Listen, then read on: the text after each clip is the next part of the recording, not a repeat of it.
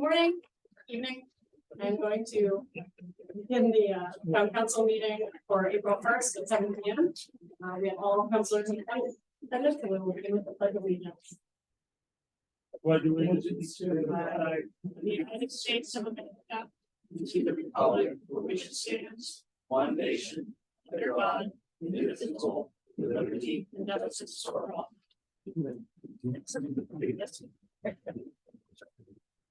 We will go ahead and at this time open for public comment.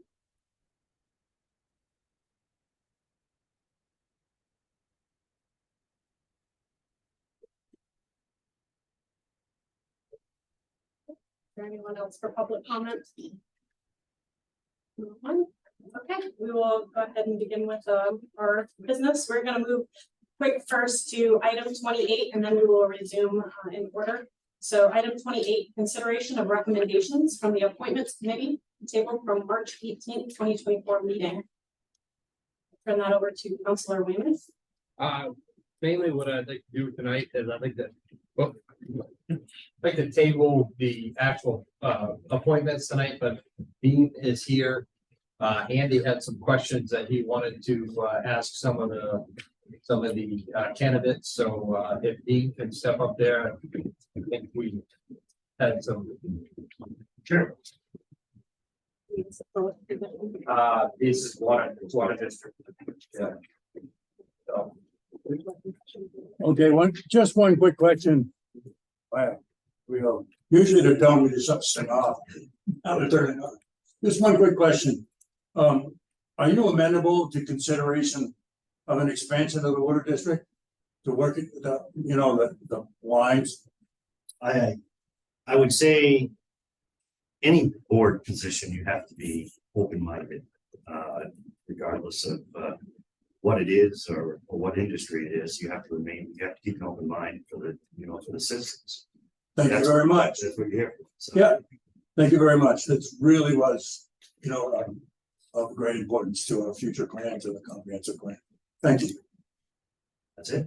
I think That's it for me. I mean, that's the question. That's the Easiest main interview question. I've ever had. I don't know how to run that, so I apologize. I set that. I would. So do I need to stay? No, that's why we moved it up so that you could get out of here. If you want. Look easy. Thanks, Steve. I would like to recommend appointing Matthew Neto and Thomas Newhall to the Matthew Neto to the. That's another item. So we have to deal with 28 Oh, first. 20. Okay. Yeah. Sorry. And we can wait for that then. Sorry. So you're making a motion to table, right? I am gonna make a motion to table until we can hear from Don Hawley next week on the appointments, the rest of the appointments in item 28. Okay, I second that. All in favor to table item 28? All in favor? Right, moving back to item 41, consideration of awarding a contract to BG Callahan Construction in response to a request for proposals for a lift renovation of the Bailey Public Library. Mike, won't you come to the podium there? My name is Mike Walsh. I am the project manager that's been submitting this potential contract. I've run the Beachy County Construction Company at Auburn. What sort of questions can I answer for you today? You have what you have in front of you. So I had the chance, I looked it over a little bit briefly, but you looked over the obviously bid on it, so you know what you're dealing with. You see any unforeseen complications or hidden things that might run into in this project. So without having done a in-person walkthrough, I have been a conversation with Richard, and he has let me know that there is potential for a top and shaft HVAC potential change order in regards to what that looks like without having a qualified HVAC tech look at it and tell me what needs to happen. That is the only partial thing that I'm looking at. Apart from Maine Accessibility Corporation, who is our sub for the lift, they can't start until, late September. Right? So, generally with that whole piece of it, if that's an addition to the HVAC system that needs to be moved, or is that included in the scope? So that is not included in the scope. Yeah. How much are those rooms? It's just. Oh, okay. So, you said that they can't start the, construction of their piece of it until September. Does that mean we'll be working on this throughout the summer and have it ready for them in September? So the way that we like to conduct business is to have everything ready just in time for their install. They install, and then we do the, for lack of a better term, clean up behind them, button everything back up, make sure that everything is presentable to code, works correctly, and passes the state of Maine lift. Certification. So we're looking at about 6 to 8 weeks of prior work. And then they are on site for anywhere between 2 to 4 weeks, to do their sales rep. And then we have another 2, possibly 3 weeks after they're done, to make sure that there's any problem with it. Now, you, with the bid that you've given us a proposal, you feel pretty comfortable that, we're not gonna, there's not gonna be any overruns, or is it typical that you guys see a lot of overruns on projects like this? So, no, not very often. This one's extremely straightforward, 2 walls, lift. The potential for the HVAC is the only unknown. The electrical is already present. It's almost a replace in kind. So it's not like there's any unknowns, as in like you're going to be putting in a new building, new lift, new style, all of the design and conceptual work that happens with that. So, long story short, All right, there's always the potential, but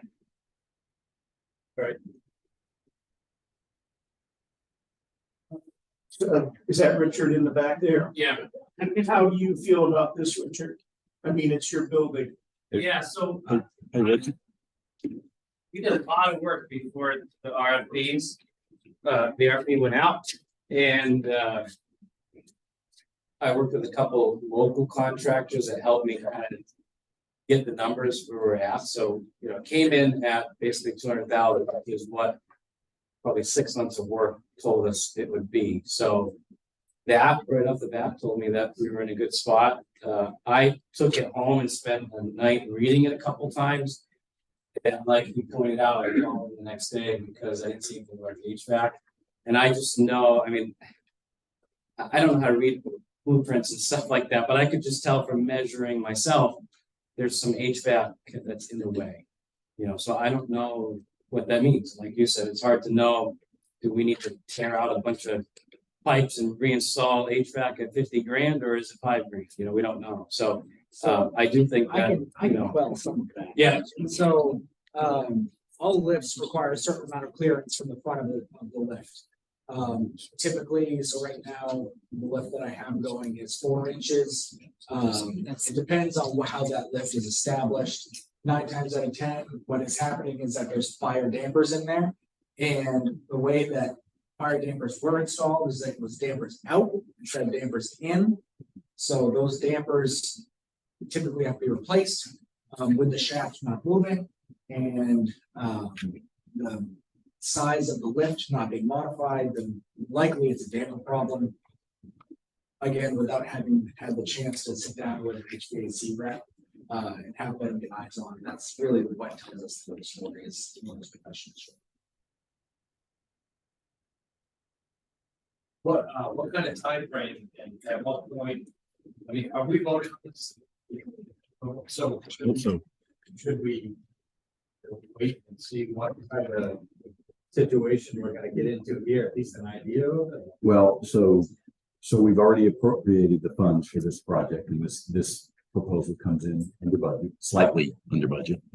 And then we've also appropriated some contingency funds as well. So I think we're going to be covered either way, and especially if it's as uncomplicated as Mike is describing it here. I think it's going to come in below what we've appropriated for the entire project. I know that, that Richard has worked very hard on this as well. I move to approve a contract with H.E. Callahan Construction for lift renovation at the Bailey Public Library. Second, We have one more question. So. I just want clarifications. I wrote it down here. I want to make sure I understood. So you're talking construction. In like August, you're starting in July. Correct. Sure, guys are starting, because you said it's 6 to 8 weeks before, and then late September, they're gonna come in to install the. Correct. Okay, You know, of course, it all is dependent on when we actually receive that contract. The lift takes like 14 weeks. I had asked them when, or if awarded the contract to immediately order the lift. Yep. So that they have it in on the ready. preparation to install. And that allows us to backwards plan off of that point. So it takes 14 weeks to get that lift in. That puts us in around that July timeframe where we can do our actual, you know, make sure that all of the measurements fit and everything works. And then when it comes to actually remodel, we. So you guys are gonna get it there just based on when the lift's gonna be available, or the other companies installing the lift, right? Correct, yes, So is this gonna impact Richard at all in any way, like the services that are at the library? Yes, I would think so. Yeah, I'm just have to coordinate with, because where the lift comes up is the children's circulation desk. That's what I'm thinking, so. So, yeah, I mean, we're gonna have to probably have a month's notice. Because we have other space, we can move our checkout to the event room or something like that. We'll just have to plan for it. So, Just think like. yeah. Richard, looking for, I know what's gonna talk about it tomorrow night. Yeah. Not tonight. Yeah, There's $45,000 on the budget, in the capital improvement plan. That's for the elevator listed as an elevator. is that the contingency? No. I didn't know about the. Okay. Yeah. I'm just curious. I think that's something we're going to be able just to strike from the plan altogether. Okay, That 45,000. okay, I'm just curious, I saw it Yeah. on there, so. I thought my CFP was something bigger. All right. All right, there's a motion and a second. All are in favor? All in favor to approve. Thank you. Right, moving on to item 42, discussion. Yeah. Thank you very much. Yeah, thanks, Chris. Thank you very much.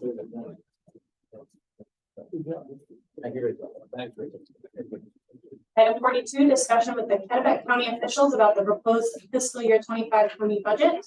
We did receive a budget recently was posted for the Kennebec County. Looking at an appropriation for winter taxpayers with an increase of 45.7% from $812,126 last year to $1,183,002. Difference of $370,876. We have County Administrator Scott Ferguson. We have our County Commissioner Joe Petrosky, and we have a Budget Committee Chair Boyd Erlin here with us today. We're gonna vote. Yes, thank you for coming in and going over what we're looking at here. Do you want people to hold this? Yes, please. Okay.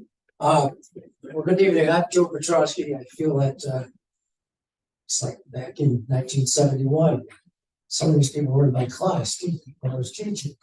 But in any case, I'm glad to be here. I appreciate the fact that I was elected county commissioner. It's been an interesting, challenging position. And certainly what we're talking about tonight is part of the challenge. What I'm going to do is I'm going to introduce again Dr. Lloyd Island, who is the chairman of our budget committee. We have 3 county commissioner districts here at Kennebec. And we picked 3 individuals, or we asked the volunteers, wherever it needed to be, for each of the 3 different districts, so that we have a budget committee of 9 people. They all, however, have to be town officials. So in this case, Mr. Ireland is a select person from Wayne. Or we might have a town manager from, let's see now, Windsor. And I gotta go around, I'm not a good bit, my point is that it's a pretty wide diverse group of people that we've had. And they serve a 2 or 3 year term. So they, gather some history and some knowledge, which is helpful. This is really the second budget that I participated. It's totally different than the first budget I participated. And then we also have Scott Ferguson here, he's our county administrator. And he knows more about the figures than I know, and so he will help to entertain any questions that you have tonight. And then I may have a couple of recommendations when we're done about what you might do in order to help us get the total amount of money that we need down a little bit. So, having said that, Dr. Ireland,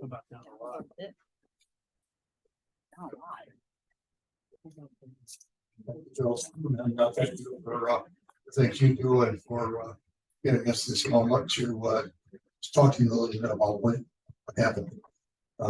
As you said, well, first of all, I have I'm 2 months out from a stroke, so I'm a little difficult at expressing myself. So that's why I've been talking a bit poorly sometimes. Basically, what I have to say is that we were shocked, and I got a letter here from the to Mount Vernon from the selectmen, so signed by most of the members of the select board. It's a small town of Mount Vernon is in total shock. Our budget committee and our select board served diligently on our 82-83 budget, and we're just now completing the 84 budget and the 87 budget. And one of the at the end is that we find a fund somewhere to go to surplus, to go anywhere and make this happen. Well, we were shocked too when we saw here some figures came in. We were shocked. All of us were. We started to look, and one of the things that to give you an idea of what we do, we meet 3 times with all the members of the people who have responsibility for the budget.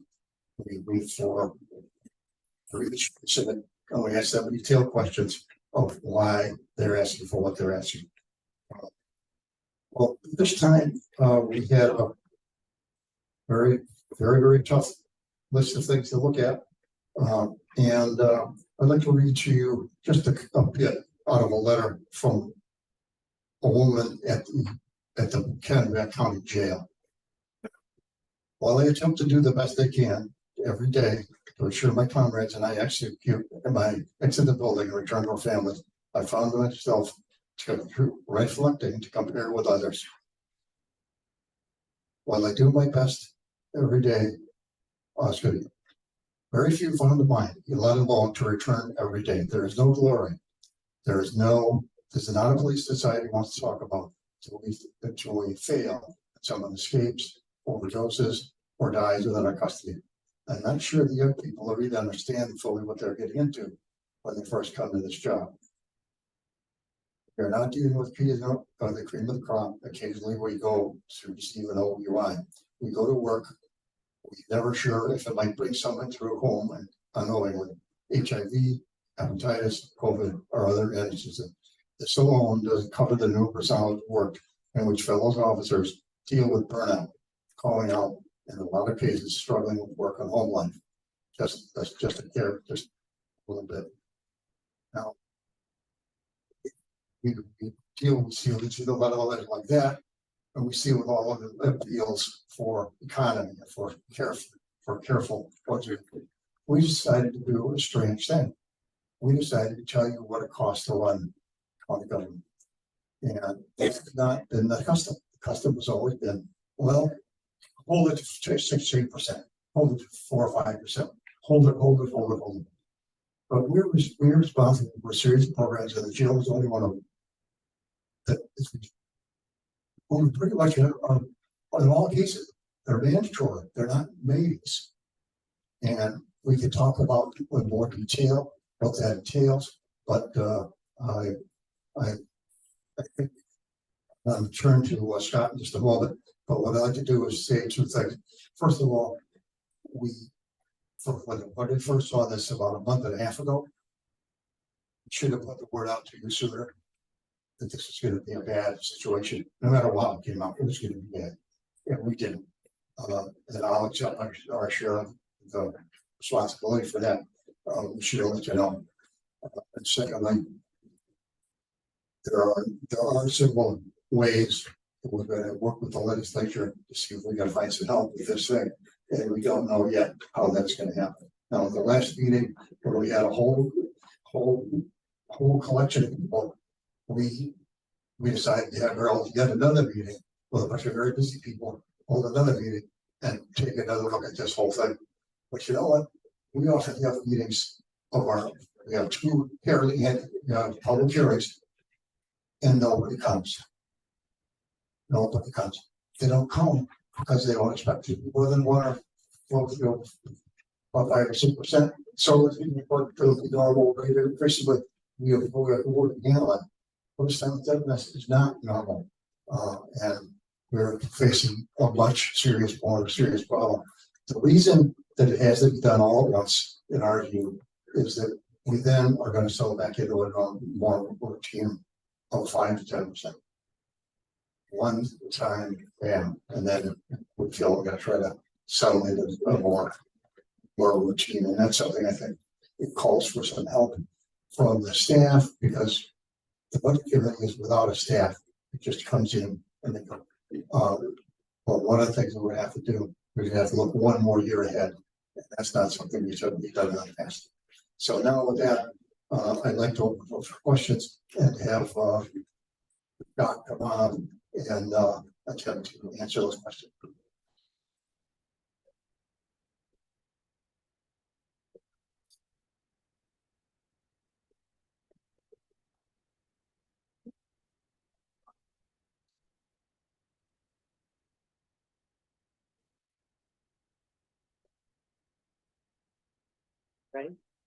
All right, go ahead, Bruce, and then Linda, and then. Maybe you can answer me this question, Scott, and I respect your position, and unfortunately, the employees are the ones that ultimately suffer as a result of this oversight. You can have all the meetings that you want to, but to come to the taxpayers and say, I need a 45% increase. I think if I asked that question here, I would probably leave and drive very fast and hide in my garage. But I just don't know how. I understood that in 2023, there was a $5 million surplus, and you chose to keep the increase down to remain out of public eye. Maybe I'm incorrect. But now you say you need a 45% increase because you stripped the $5 million in surplus to fund, I don't know, whatever. But there seems to be a tremendous lack of transparency. Public apathy at meetings is part of municipal service. I mean, you don't expect to see a lot of people show up unless it affects them directly, but this is affecting everybody in the county, directly. And I'd like to know an explanation from you as to why this happened and who's resigning from the board. Is anybody going to take responsibility of this? Or it's just we're going to try and do 5 to 10% from now on, but we need to get this 45% increase done. I mean, everything keeps adding up. There's no bucket. All set? I'm all set. Okay. A couple of things. I would just correct one thing White said. There was a warning in my message in last year's budget. The budget committee was hot to hop on a 5% increase when they knew that they were not funding quite a few major items in the budget. One is medication assisted treatment. That's costing the county $1 million in an unfunded state mandate. The other was employee health care. That's close to $700,000. And then security over at the courthouse, which is close to about $200,000. So they knew going out of the 24 budget that they left huge holes. But they passed the budget anyway, and so did the commissioners. So we started 24 in a hole. We knew our salaries weren't competitive, as was presented the other day. The turnover rate at the jail is close to 70%. there's a cost associated with bringing people on and off boarding. So, the other thing that I sort of just made, it's just a sort of a minor detail, is, we always focus on the change in the cost of the budget. But we rarely actually look at the increase in evaluation that occurs year over year, which is 20%. Now, the other thing that the budget committee did last year, they caused a huge problem and would jack this thing right up to 40%, was they appropriated fund balance.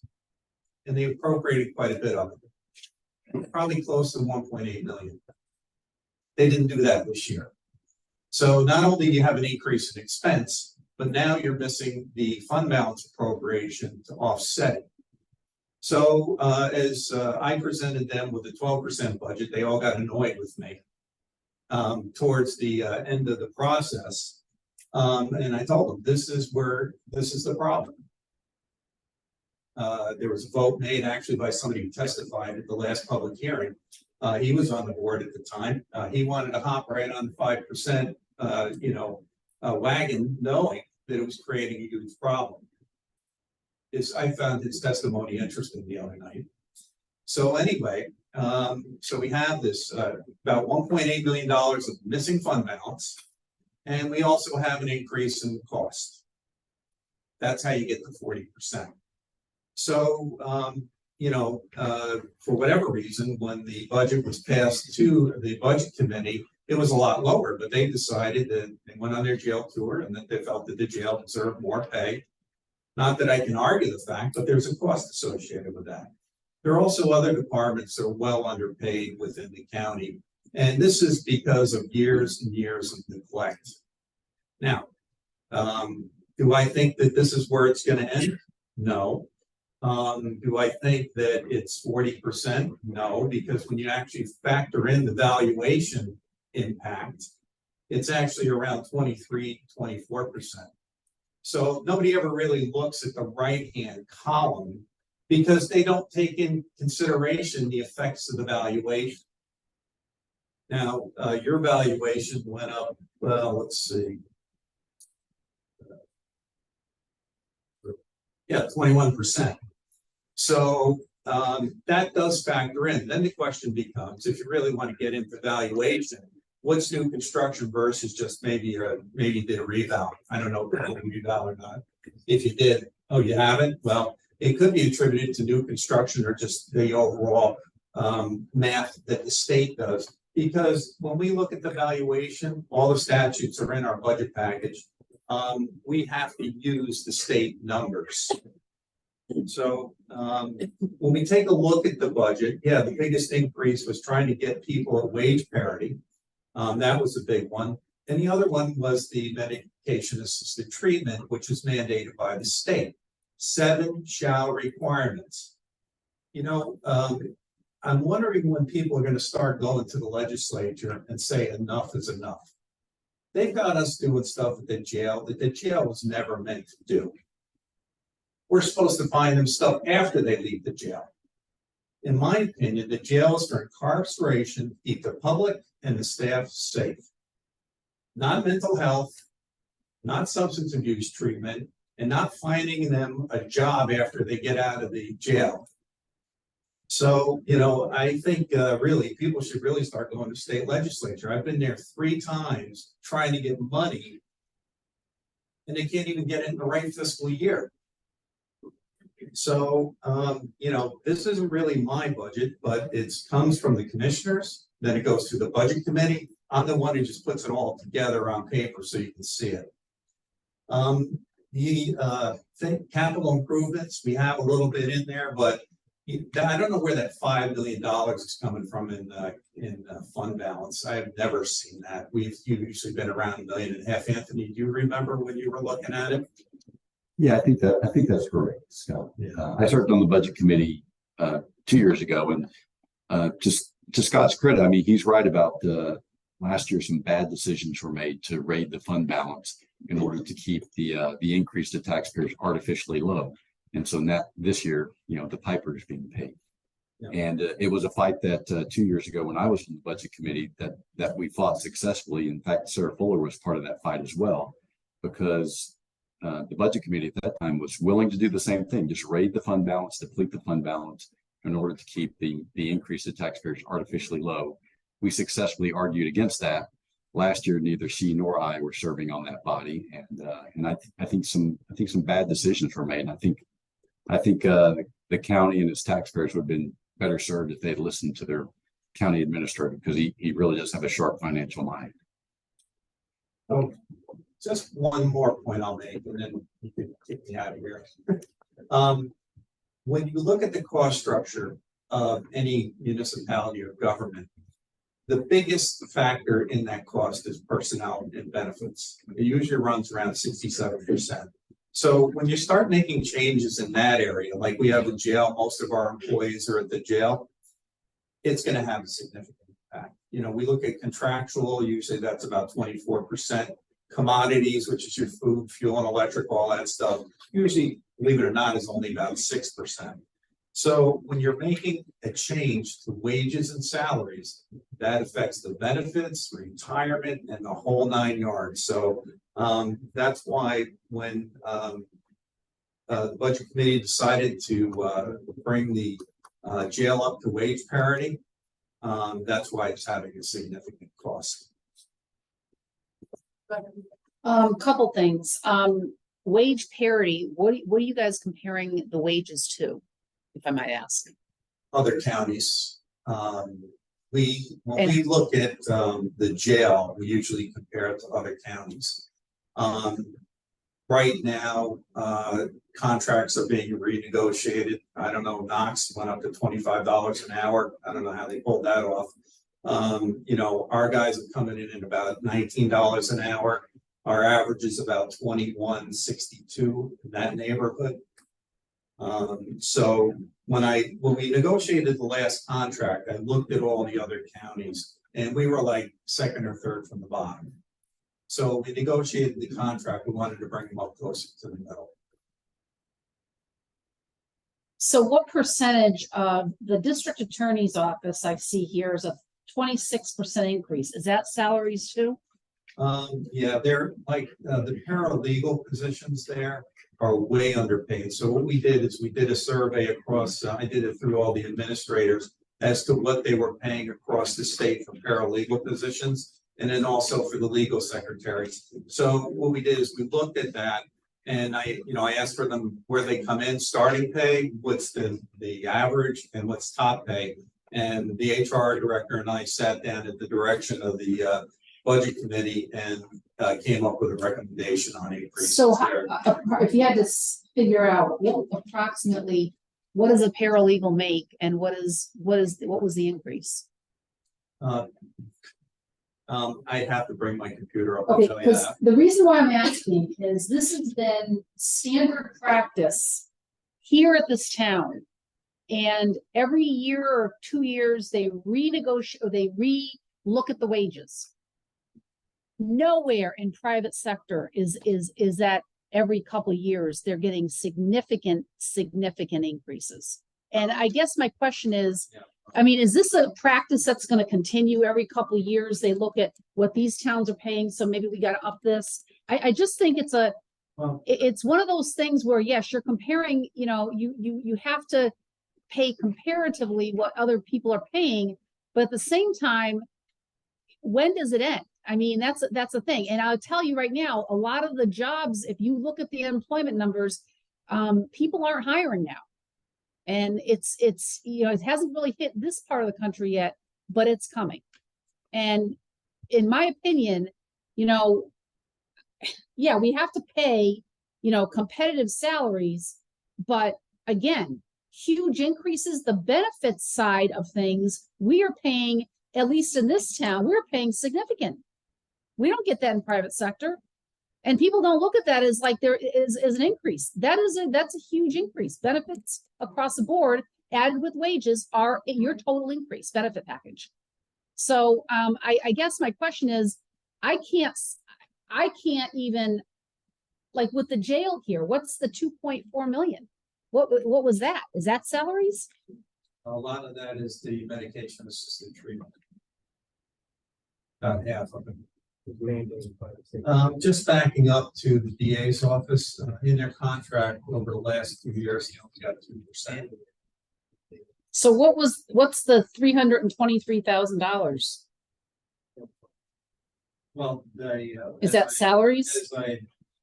Well, it's that, we also have, we've had a lot of attempts of penetration from the outside to get into our network, also in our banking and our finance department.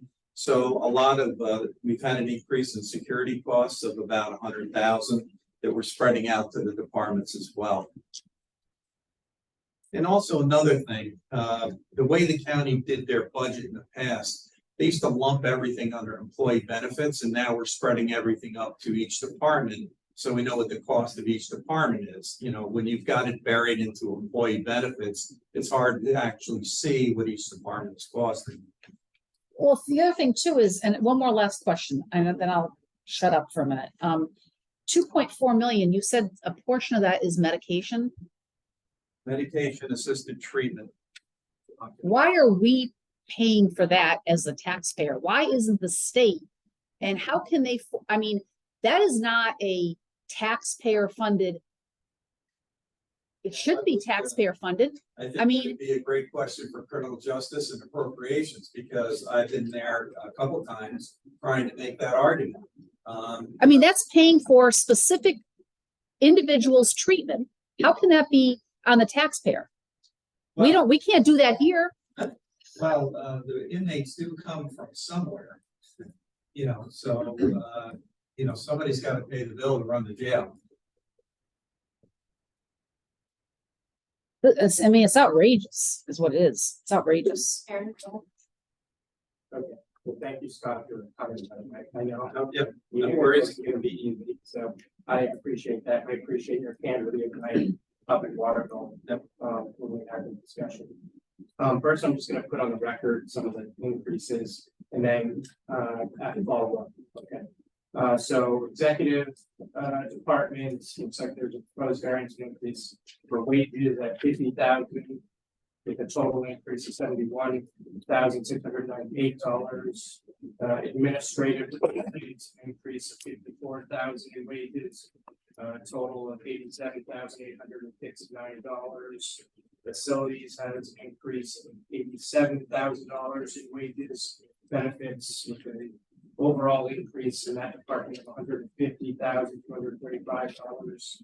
Finance has an increase of $71,671 in wages and benefits. The total increase of $87,651 in that department. IT has an increase, wages $36,548 with overall increase in that department $140,008. Sheriff's Department wages increased $313,273 with a total increase looking at $400,008. Deeds, Registry of Deeds has an increased wages and benefits of $39,053 is the total administrator, I should say, total budget increase up to $71,000. Probate wages increased $72,935 with a total increase in probate department is $157,906. Other programs also increasing $181,500. Then the district attorney's office has a whole bunch of contractual stuff with like the national security, and then the increase in wages of $170,950.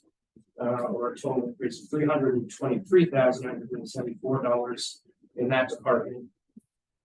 Emergency management has an increase of $235,894 in wages and benefits. The total department increase of $303,954. And then, of course, the jail increase in wages and benefits of $1,188,290. And then the total increase being $2.4 million, which also includes the state mandated medication treatment, Suboxone or some other form of medicated treatment budget. being $936,536, and also an increase in mental health of $149,335. Is that accurate, roughly? You're reading it off. the Yeah. budget, so Yeah, okay. That's the way it is. I don't have it memorized. Sure, that's fine. Okay, so that's on the record. First, can you speak to the evaluation? Because I know there's people in the community and probably on the council too that don't quite understand how the county taxes are appropriated to each town through the evaluations that are performed, is it annually? Yeah, by state. Comes from the Maine Revenue Service. We are required by statute to use their numbers. And as I always put at the bottom of our tax distribution schedule, this in no way, shape or form reflects your numbers. You know, this is a huge problem because we're not trying to figure out what the tax impact is gonna be.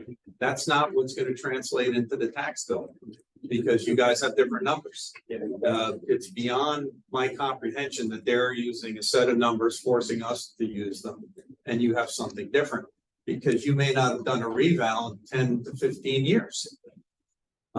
So they are updating their numbers based on sales, market trends, all that kind of stuff.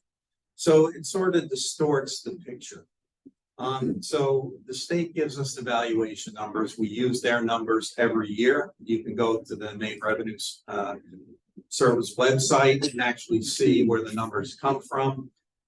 Then we do a percent distribution on that, and then that's how the expenditures are distributed based on that percent of total distribution.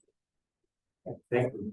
And then could you speak to, maybe some of the ideas that you've been trying to go back, are you going to be able to have input back to the budget committee? Yep. So what happens is the budget committee, they're gonna meet one more time, and they're gonna need to make a proposal to the commissioners.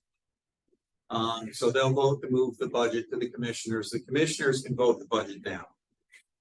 Okay, they need a 3-0 vote, and then they can come up with their own proposal, which I would anticipate that they're gonna do. At that point, it goes back to the budget committee, and they need a 2/3 vote to basically veto that budget. Okay, thank you very much for explaining that. Then Anthony, can you speak to when we do our evaluation, how that would impact into this as far as Yeah, I don't know that, I think that's a better question for our assessor. I'm not sure that I know the exact answer for that, but I do know that the state's valuation numbers lag the local numbers by 2 years. So that partly explains some of the difference.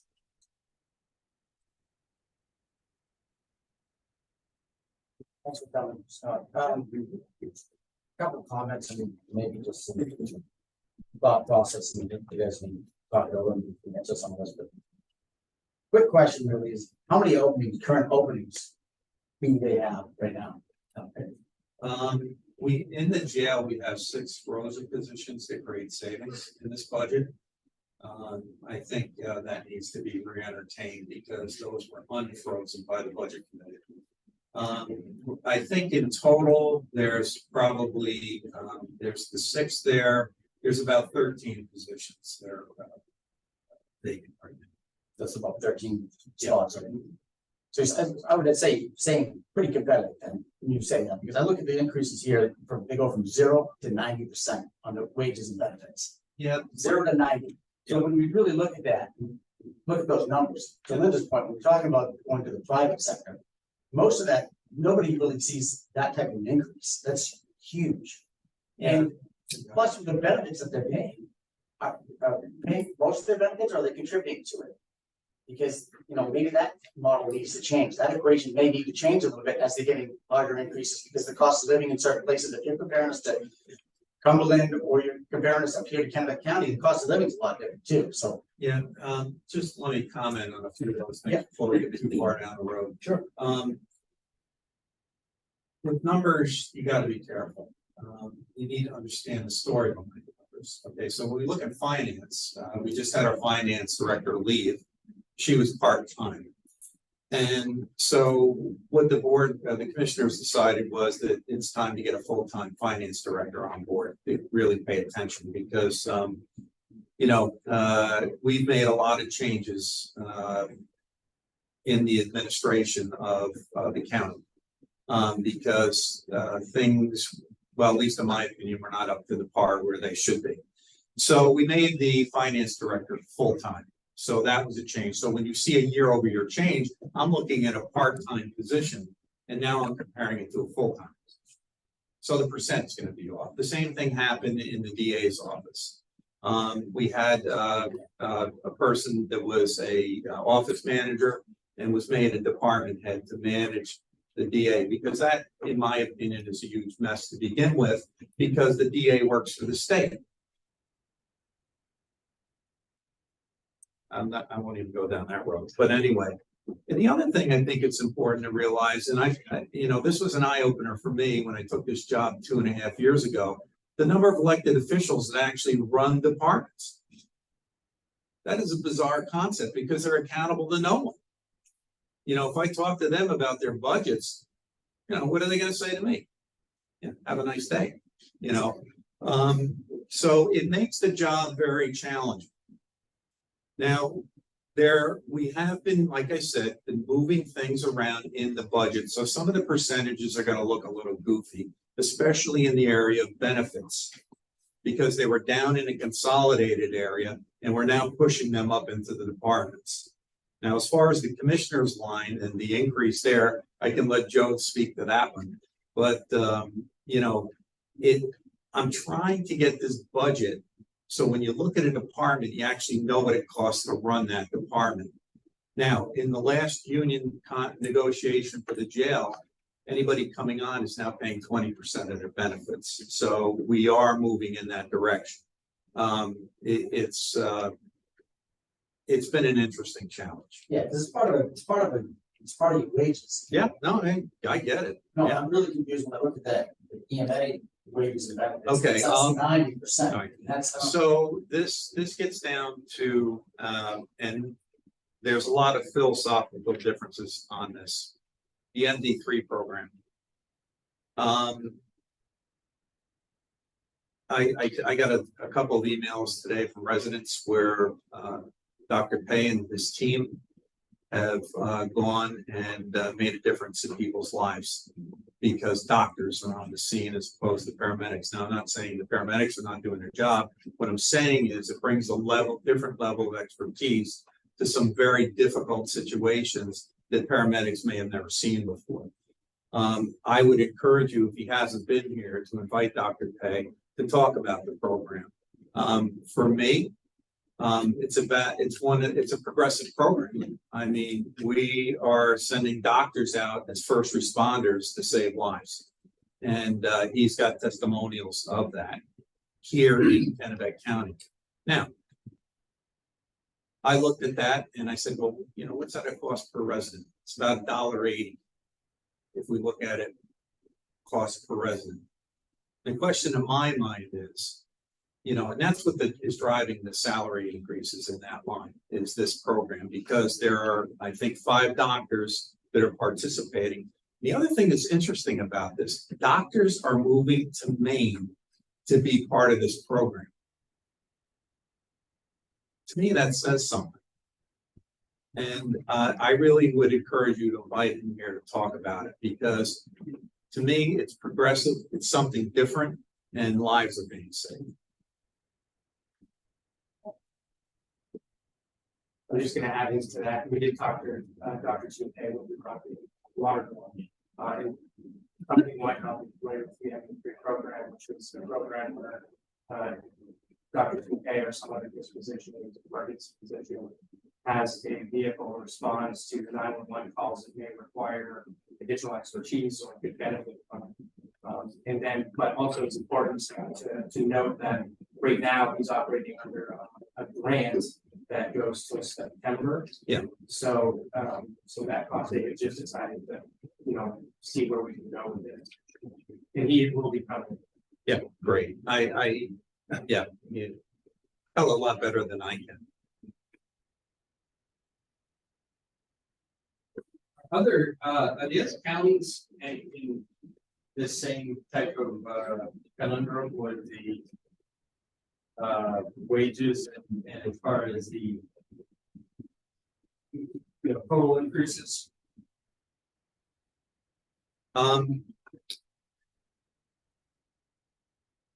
It all depends.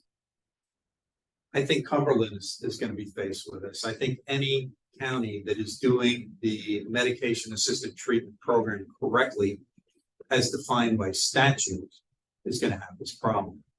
The $4 million that the state is giving us is a number that we actually provided them from counties who said that they needed funding. When I collected all that information, actually, just so you know, our initial proposal to the state was for 13.3 million. So we met with the DAFS commissioner and the commissioner of the Department of Corrections. And we were told, go back and just identify the state unfunded mandates. So we did that and came back with 7.8 million.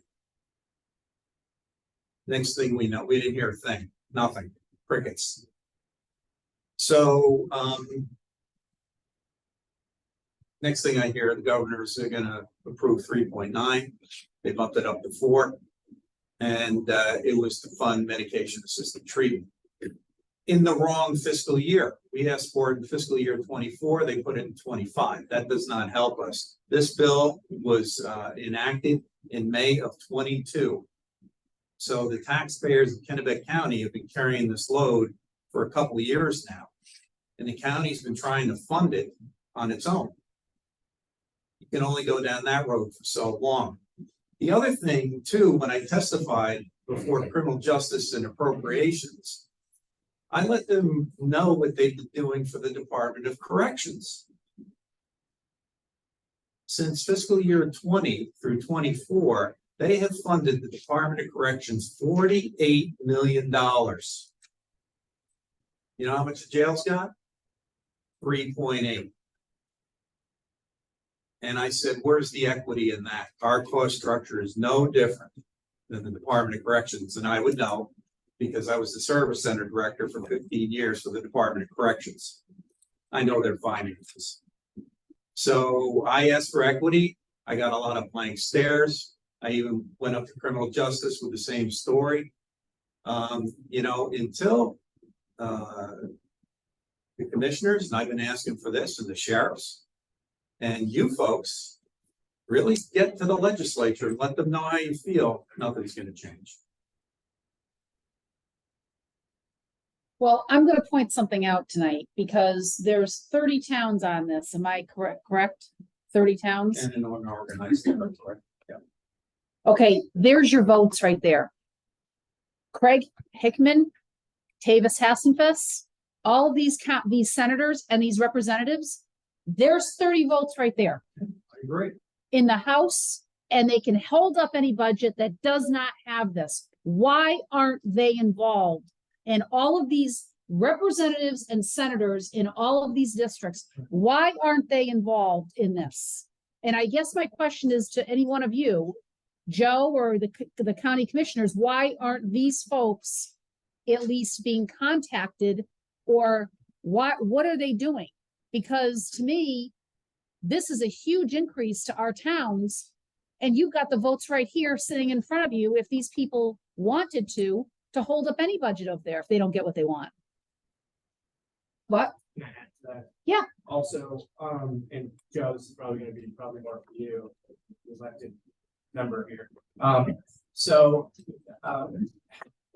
It is very frustrating. I can read yesterday that Governor Mills has appropriated $108 million in additional one-time funding for a package here, for housing. It's ironic because his taxes are going to push people out of their houses. And so, with that in mind, I think we do need to engage forcefully with the governor's office and the state legislature to come to some, reasonable resolution. I also would recommend talking to them about for the Medicaid assisted treatment program. We're not an insurance company. The county should not be an insurance company. And so whether they find a way to get it into main care I understand that they are in custody and there are responsibilities with that, but I do not think it's appropriate to be assessing that cost onto the taxpayers when it is a health care issue. I don't want to argue that. I live in Belgrade. I'm Yeah. paying this too. So, But I, just so you know, all the committee members on appropriation and criminal justice got 3 different sets of correspondence from me. Yeah. On this issue. The commissioners also wrote to all the committee members Oh. as well. And MSA and MCCA. I get that, but I'm telling you, right now, you have the votes to stop this budget if they don't give the county more money. And I guess the question is, and this is a question for Joe. Why aren't these folks engaged in all of this? This is huge tax increases to these towns. It's almost $500,000 here in Winthrop. I mean, what are these people doing? I mean, I want to know why they're not engaged in this. Because to me, it's huge. And there's 30 towns here with state reps and state senators. I want to know why, what they're doing. I mean, why isn't somebody organizing this so that they come to the table and it's explained to them what exactly this means for their towns and why they need to engage. I can guarantee you if these 30 districts stood up and said, no, I want some more money, they'd probably get it. And you know that from working at the legislature. But I guess I want to know why they're not engaged in this. Well, I think part of it is, as I found, I don't know my way around as much as I used to in terms of the individuals and stuff. But I've talked to a lot of them, and all along they've expressed concern about the county, and particularly law enforcement and the jails. In fact, personal security is one of the biggest factors that your neighbors will talk to you about. And the sheriff's department has really stepped up in many ways to take and respond, because truth of the matter is the state police cut back and the towns basically can only go so far. But let me just say that I wrote this up this afternoon. I did it deliberately. Not that I knew what I was going to write, but the point was, your question is so validly, is what can we do right now? And I don't see this as a possibility. They've only known about what we're proposing, and I would say we are proposing, in the sense that I'm a member of the group with Scott and with Lloyd here. None of us individually are responsible for anything. As a total, we're responsible for what we put out. And we have to defend it, try to find cuts, etc. But more importantly, we had to get the legislators who are still doing it to read it. It's like, we know they're swamped with a lot of stuff, but a lot of other stuff has been solved. I narrowed down what I put in front of you here to just really one bill that's caused 2 problems that amounts to about $1.5 million or more that we're not getting right now. And we used one of our allies in this little summary here, because we worked hard with the Maine Municipal Association, which is very worried about this bill. It's very worried about our budget. It's very worried about you. And you know, they fully understand the consequences of taxes on individuals. And I certainly understand that a lot, especially as part of the senior citizens group that's out there. We have to do something, but the something that I see happening is not necessarily in that budget cutting things out. For instance, when we had open positions, they hadn't done this before, Scott. Maybe they hadn't done it before I got there, but we insisted that they do comparison. It's a market comparison more than anything else, but what were the other counties paying? What were the municipalities paying? What was the state paying? What was the market conditions? We were getting 4 different samples to show where they were on the salary scale, as well as Everybody wants money. Sometimes their idea of what money is being paid out there is not right. And so we proved and had the information available. The biggest thing, you find it right here, and you as business people find it too. Turnover is incredibly expensive. And when you've got over 50% of your correctional institution employees turning over every 2 years, it's scary how much it costs you. The other thing that's in this budget that isn't shown to you, and listening to what Aaron's saying here, is Aaron, we're spending about $1 million in this budget for knowing what we think is gonna happen over time. The sheriff's department and the jail together usually come out to $1 million on paper. Unfortunately, they're coming out to about 1.8 in reality. And a lot of that is to do with the turnover that takes place, not all of it. Some of it's also management. And the fact is that this county, before Scott arrived, did not really have a computerized system of putting all the departments together. Didn't have a way of saving the history.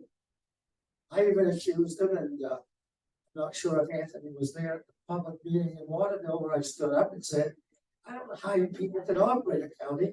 You don't even do audits. No official audits. Those things are getting solved and have been solved. That's the great thing.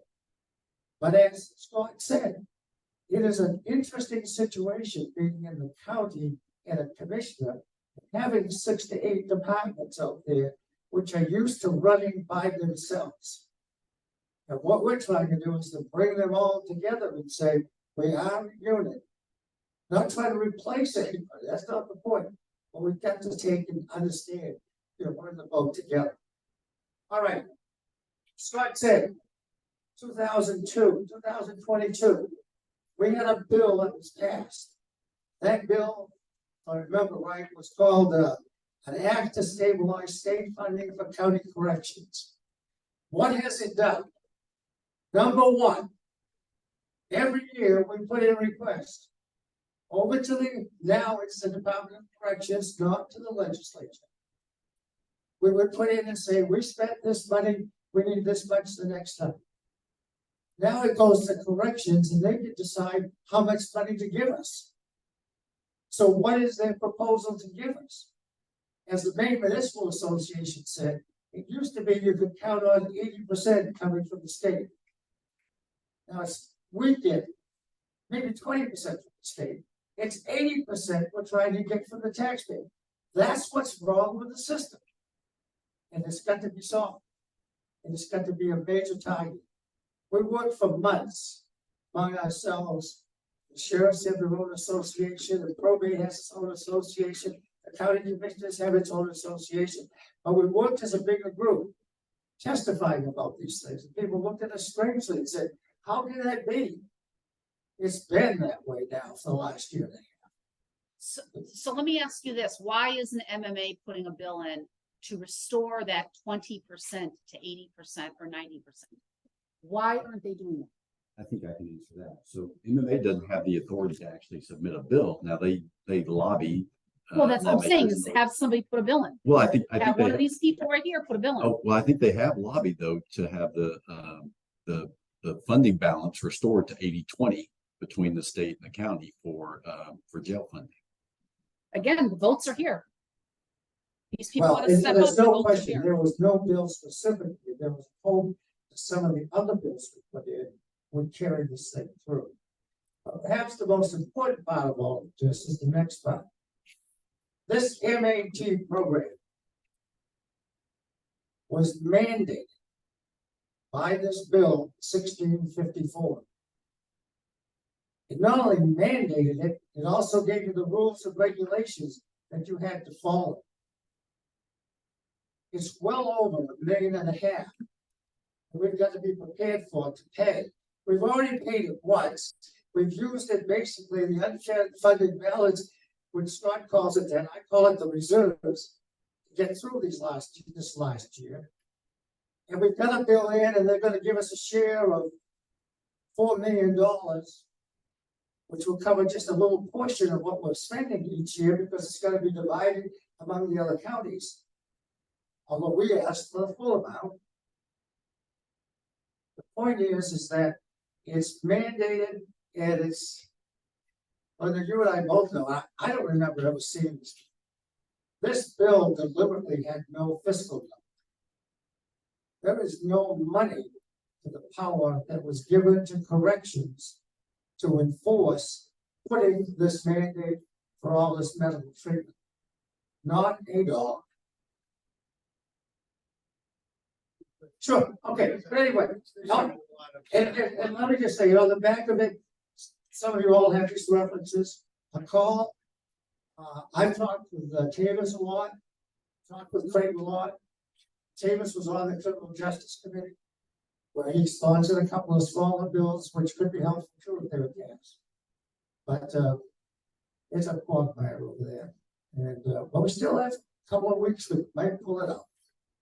The Representative Hassenfuss is here on Zoom, and he did just make a comment, if memory serves him correctly, on their budget votes in the Criminal Justice Committee. They voted to approve at least the $4 million slated for the medical assisted treatment and to do more if available. That's still. Well, and he did. Okay. Yeah, so, can I just make a suggestion here that, Anthony, that we do draft some type of response, whether it be to the governor's office or state legislature that supports these recommendations. Here. Agree. That's what I do, we just decide not to pay. Thank you, guys. Do we have anything else from the council? All right, we'd like to thank you, Dr. Owen, Mr. Petrosky, and Mr. Ferguson for coming up tonight and giving us some more information regarding the Kennebec County taxes for this year's upcoming budget. Your legislator. Thank you for all you do, and particularly for all the communication. Thank you very much.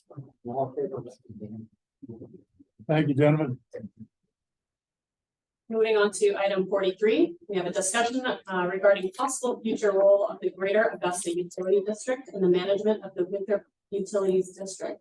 We did have Ken Knight, Chair of the Greater Augusta Utilities District Board of Trustees, reach out. Anthony, did you want to give any update, or do you have Mr. Here's Mr. Knight right here.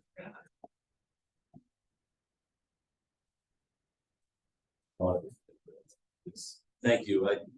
I had a contact with Anthony. We had a discussion about it a month ago. And I hope everybody knows that Greater Augusta Utility District takes all the sewage from Winthrop, Monmouth, and Manchester and Marlow. We take all that. So it's a trunk line that runs out through here, and it's a part of it. So obviously we have a DEP license to do that, and we take those quite seriously, and it's the number one priority is that we keep those intact.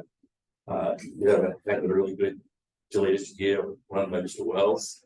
Obviously he's going to retire in the next few years at some point, and my trustees always look at things, and I said, hey, Ken, you should go talk to them. None of Winthrop, and just know that we're there behind you guys if something is needed. We're quite comfortable as we are today because Dan does everything we need to do, so we don't worry too much about what's going on here. If you weren't going to find another Dan, that would be a concern at some point. We have zero interest in taking over anything. We talk about anything to do with working with the interlocal agreement, but we are a resource. We're a neighbor. We're part of this regional thing. We'd be glad to do whatever we have, but that's really all it is to offer you guys another option that maybe you didn't know you had. And we didn't want to sit over there in Augusta and not have offered that. Again, I know you're going to appoint some more trustees, and that's good, and you should always do that. And it's being run real well at the moment. So that's really what I have to say. And I'll take any questions or anything else about what you might have. Go ahead, Councilor White. Okay, thank you, Mr. Knight, for coming. Couple questions and discussion. So the Augusta Utilities District owns quite a bit of property in Winthrop, correct? That's correct. And that's The Carlton Pond and would be the Carlton Pond Reservoir, which includes. we have a taxpayer. There you go. And a substantial part of retail property on the other side. I had seen, you guys had done a feasibility study at some point for recreational opportunities with that property. But it doesn't seem like anything ever came to fruition. Can you kind of speak to, you know, if that would be something you guys would be looking forward to do? I'll Or probably turn this over to General Manager Brian Talbot in a second, but I will say that we have opened that up some for snowmobile trails, Livermore Cross, and some trails. It is a water protected resource, so there are some limited things to do. Trustees have had an interest in seeing some things. We have it logged very specifically, and so we've been increasing the trails, and you see it's been cleaned up on 135 there and all that. So there is some interest in it, but we are also preserving it for, as you all have heard about, this big thing of PFAS here in this state. One of the things that are easiest to treat PFAS is taking surface water and putting it in the ground to treat. That becomes a really big issue. So we're quite protective of the resource. We also, with Dan, have established the Central Maine Water Regional Water Council as well, to have already in place in case we need that. It's been built. We've had it now for 5 years, I think, Dan, which we're part of, which is part of already. So we have some things in place to kind of help with that, so we can kind of proactive with that. But I'll let Brian introduce. Brian's the general manager of Great Augusta Utility, and probably a lot of know him anyways, and he'll talk a little bit about the area and how we do it. Or I won't if you have no more questions about it. Essentially, the role that Winthrop plays right now, folks on the snowmobile club maintain the snowmobile trail, goes to Reedfield, hits Route 17, and then they turn around. That's in that agreement with Blizzard Busters and Reedfield. So that's the extent of it now. It's still a game preserve, it's still a protected resource, but we did years ago allow some public use.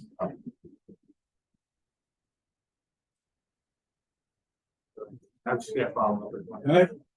Is there a connection between that facility and our facility on Narrows?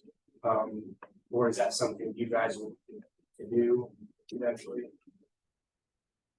Yeah, that's a question I wish somebody had asked in 1985, before we built a bunch of different water filtration facilities in this area. We can go back in time and I do that, but no, there's no direct connection.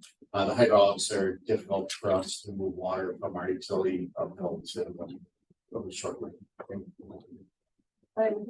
Yeah, some years ago now, once the pond was discontinued as a public water supply, there was some experiments with fisheries.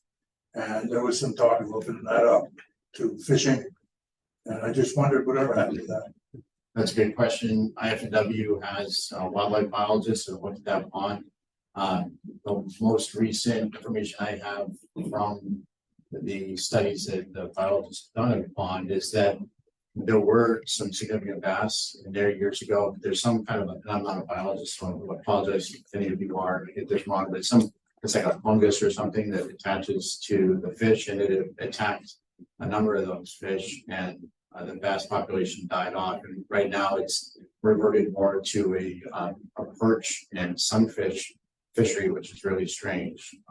They've talked about, you know, does it make sense to invite folks to fish in there, but there's nothing interesting in there, unfortunately, except for the legends that they're massive, you know, bass and 4 feet long, but unfortunately that's not the case from what the biologists have told us. So no immediate plans for fishing. Thank you. Okay, one more question. Is there an increase in fees that are going to be assessed? As far as, do you guys manage some of the hydrants? Is that what I'm understanding? Versus one of your utility districts? Yeah, do we have some hydrants in winter? Okay, Yes. talk about those assessed fees and the Yep. changes. Yep, the fees that are proposed, we have 30% increases proposed for both water and sewer. And it will start on or about July 1st, 2024.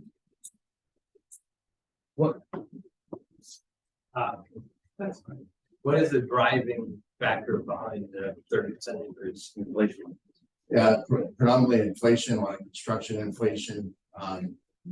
You know, as the previous speakers talked, trying to hire people at CDLs is increasingly difficult. We are now starting to hire people at $23.87 an hour. Can't really find anybody to drive the CDL. If you can get a CDL and drive a dump truck for somebody. I know the starting rate is $25 or higher for those jobs, despite our benefits, which are good. It just doesn't seem to be a selling point. So that's part of it. The construction inflation seems to have hit and stuck around a lot harder for us than it has other folks. 20 years ago, you could put in 100 feet of pipe for around $100, or I'm sorry, a foot of pipe for about $100, and now it's 300 and more. These are competitively bid projects, 3, 4, 5 bidders on. So it's a challenge. We have 2 natural gas companies in Augusta, so that creates headaches for contractors. We have a lot of traffic concerns in Augusta, so we're doing increasingly more and more night work. The pavement requirements are very significant in Augusta, so just putting pavement back down as a percentage of total project cost is a lot higher than it used to be. It's super frustrating. We wish we could push it away, but we just can't. I might add to that a little bit. I think one thing that we do as a district, we started this about 10 years ago, is we have a 5-year plan, so we look forward to things. We host every year a planning session in October, and I invite all municipalities, city councilors, from all municipalities serve to participate in that, so they have some ideas of what's going on. So I always open up when I get the chance to talk to these meetings. Please come or send somebody to those, because we hold our meetings monthly. We're on TV. We hold them right out in the open. We encourage the public to come speak. You can go play it back on the internet or watch the live stream. And so we're doing a lot of things. There's some challenges, and inflation for us is not 8 or 9%. It's a lot of cases 60 to 70% because of what's going on in the construction industry and that sort of thing. So it's a challenge, and I understand the challenge of part of these, all that's going on right now. So it's tough. One other question I had is, I know we haven't seen any expansion here in Winthrop of any of the sewer or water for a while. Are you seeing that elsewhere in other communities, or is basically the expansion at a standstill everywhere? It's like the most frustrating thing. So I'm on Augusta Board of Trade, and a few years ago, I was president of Augusta Board of Trade. So we were meeting every couple months, and the only thing all those guys would wanted to ask me was, why can't you guys in the utility world put water and sewer onto Riggs Brook? So I keep telling them why we can't do that, and I lay out reasons, charts, and graphs, and they're really smart people on the Board of Trade, I guess, as you might imagine, but it seems like they always forget that, and I have to remind them. The way it works for us, the way it works for a lot of utilities, is for a developer, you're going to pay to extend that service. So I can give you 3 examples. One is Maine General Hospital. They paid to extend their service for water and sewer back almost 20 years ago now. USVA Togus had a sewer facility discharged to Togus Stream. I think a very small receiving water. So they were under pressure from DEP to find a different place to put their sewer. The cost of installing a sewer treatment facility that would have met the standards required for that level of water body were so exorbitant that they decided to push all their wastewater from Togus all the way into Augusta.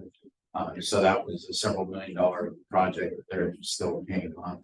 And then the third one is one I heard about recently, is the Flat Lake development. The county met apartments in Augusta, I think the 260 units. They've been talking about that for 4 years. Just looked at the plans for that the other day, and they're paying for that as well. In some communities, many years ago, 30, 40 years ago, some utilities made some investments to try to help stretch that development. But in the early 90s, because of the regulations that happened in 1986, intense financial pressures that hit utilities like us and everywhere else in the country, Maine in particular, those investment opportunities went away. So if you want to stretch your Maine to your location, you've got to pay for it. The best analog I can provide for you is Central Maine Power. It's the same kind of thing. Yeah. So that's a great question. It comes up a lot. It's an important economic development tool. All right, thanks. All right, not up to the podium.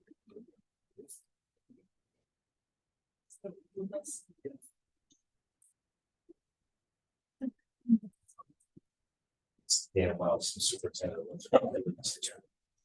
So the hydrant question is the Augusta hydrants, not the Winthrop hydrants, who went up 30%. I can't promise it will never go up 30%, but at this point in time, that's still what we should deal with. And as far as extension, Fox Run Lane, we all know where that is up there, and that was paid for by Bill Williams as a development. So anybody that comes in and tries to develop or extend one, we'll actually work with them. Matter of fact, I did the engineering on that for him. I helped them out. I got stuff going. So some of the comments that were made by the council are inaccurate. So I do want to correct that.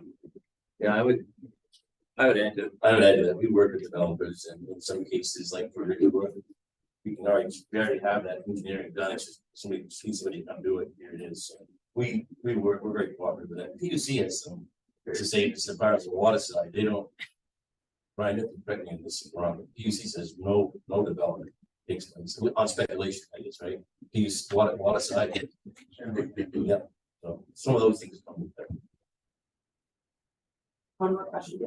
If we did end up needing to decide to enter into this cooperative agreement with the Augusta Utility District, how do you foresee that financially being managed? We would obviously want to make sure that our there's a good separation. You're not using like utilities to cover asset.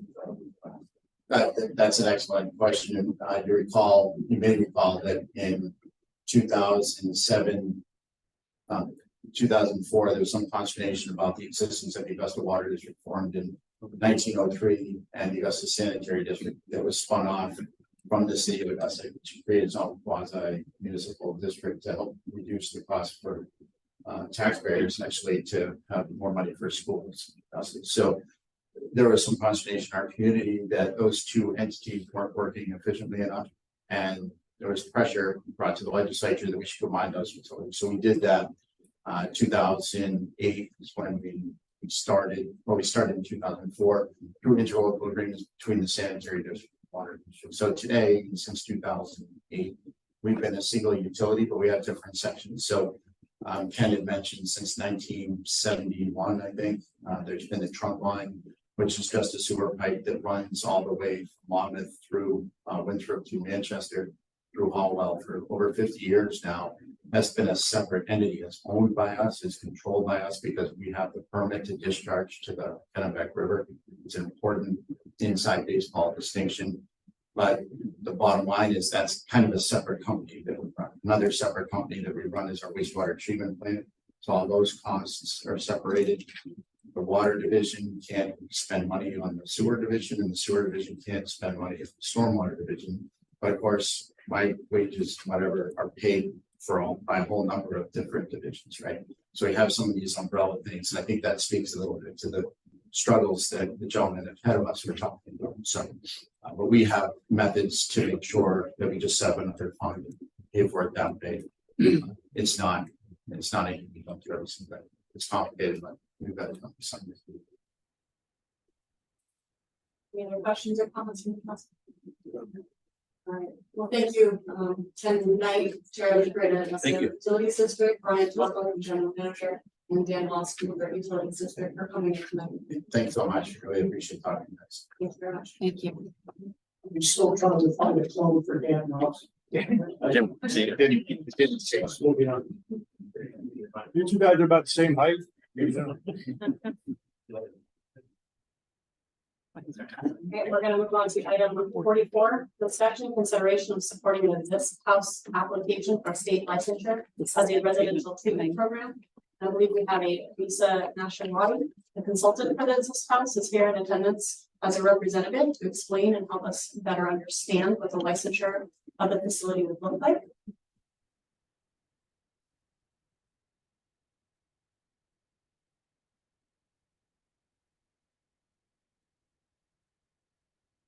Hi, I'm Lisa Nashawati. I'm the consultant for This House.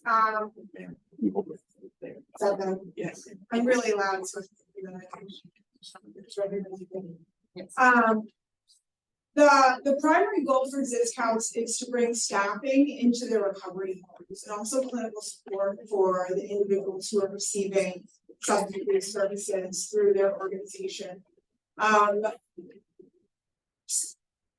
level of care that they are looking to implement in their program is something that I'm really familiar with. I licensed 5 recovery homes and brought clinical services on board in Portland. Most recently, 2 weeks ago, licensed a recovery home in South Portland to bring in those same services, and are actively licensing a recovery home in Saco and one in Biddeford as well. So there's a misconception about this level of care where it is kind of looked at as if they would be bringing in individuals that need a higher level of care than what they're providing currently. But it doesn't. The level of care that they are going to be implementing in the houses or potentially is ASAM 3-1, which is a clinically low managed, low intensity recovery home. The whole licensing process, as grueling as it is to provide more services to the individuals who are coming in. And it doesn't change the demographic of men and women who would be entering the program. So how would licensure for this, bringing funding to increase the staffing? How does licensure bring in funding? They get reimbursement through their main care, or whatever their health insurance program is. They are looking to, after they establish being able to accept main care, to then be able to establish accreditation to be able to accept private health insurance as well, in addition. But initially, it will just be main care. So that would cover the cost of additional staff? Absolutely. Yeah, main care reimburses at a per day rate. And with the increase in total payment to the entity, it supports the staff that's needed, which is, you know, it's not as if you can transition any recovery house or sober living house into these programs. They have to follow the regulations for licensing and certifying substance abuse agencies in the state of Maine, which is 173 pages of regulations that are going to be brought into the program. More oversight from the state. DHHS, Office of Behavioral Health, also provides oversight for the program, along with the main care benefits manual, which is another, 73 page regulations and rules, and ASAM, the American Society of Addiction Medicine, being fully compliant with ASAM regulations is a requirement for the program as well. So it brings a lot more oversight to the program, where Fair Housing Act allows anyone to operate a sober living house.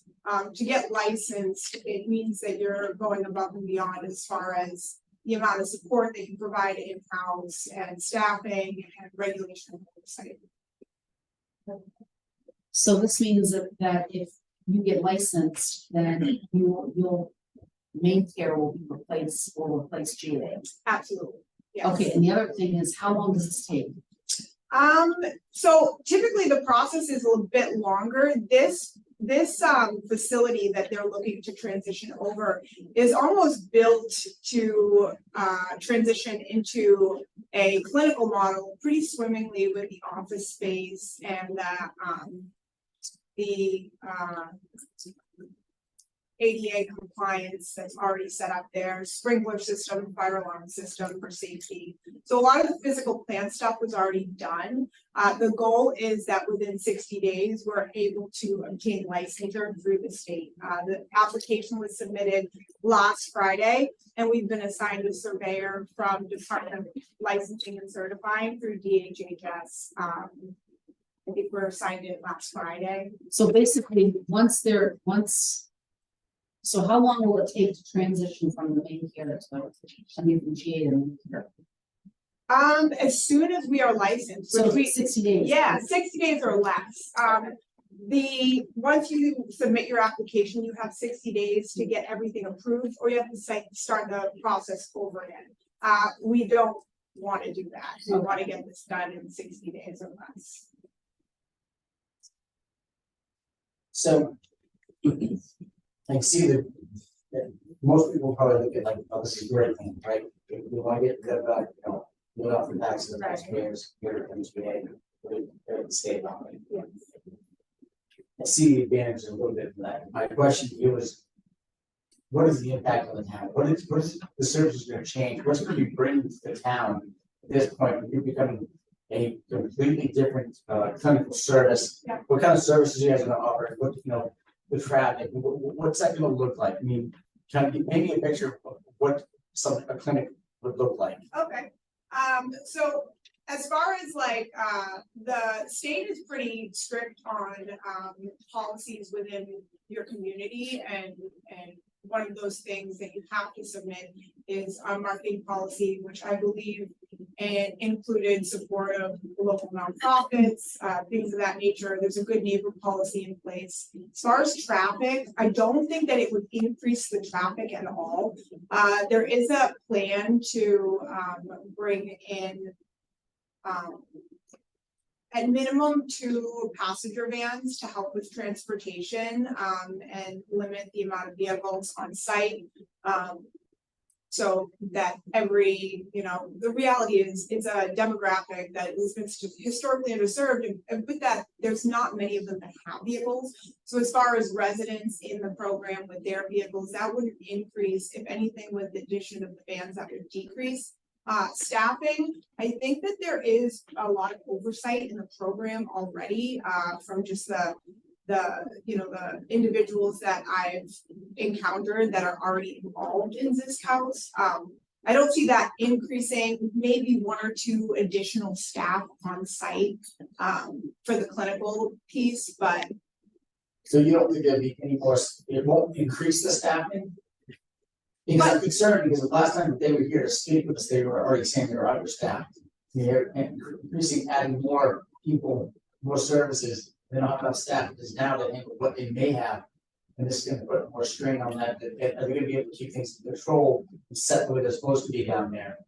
In this home, that's right in the middle of our town. Right, yeah, I don't think that, I can't speak to the lack of staff or understaffing that they had going on at that time.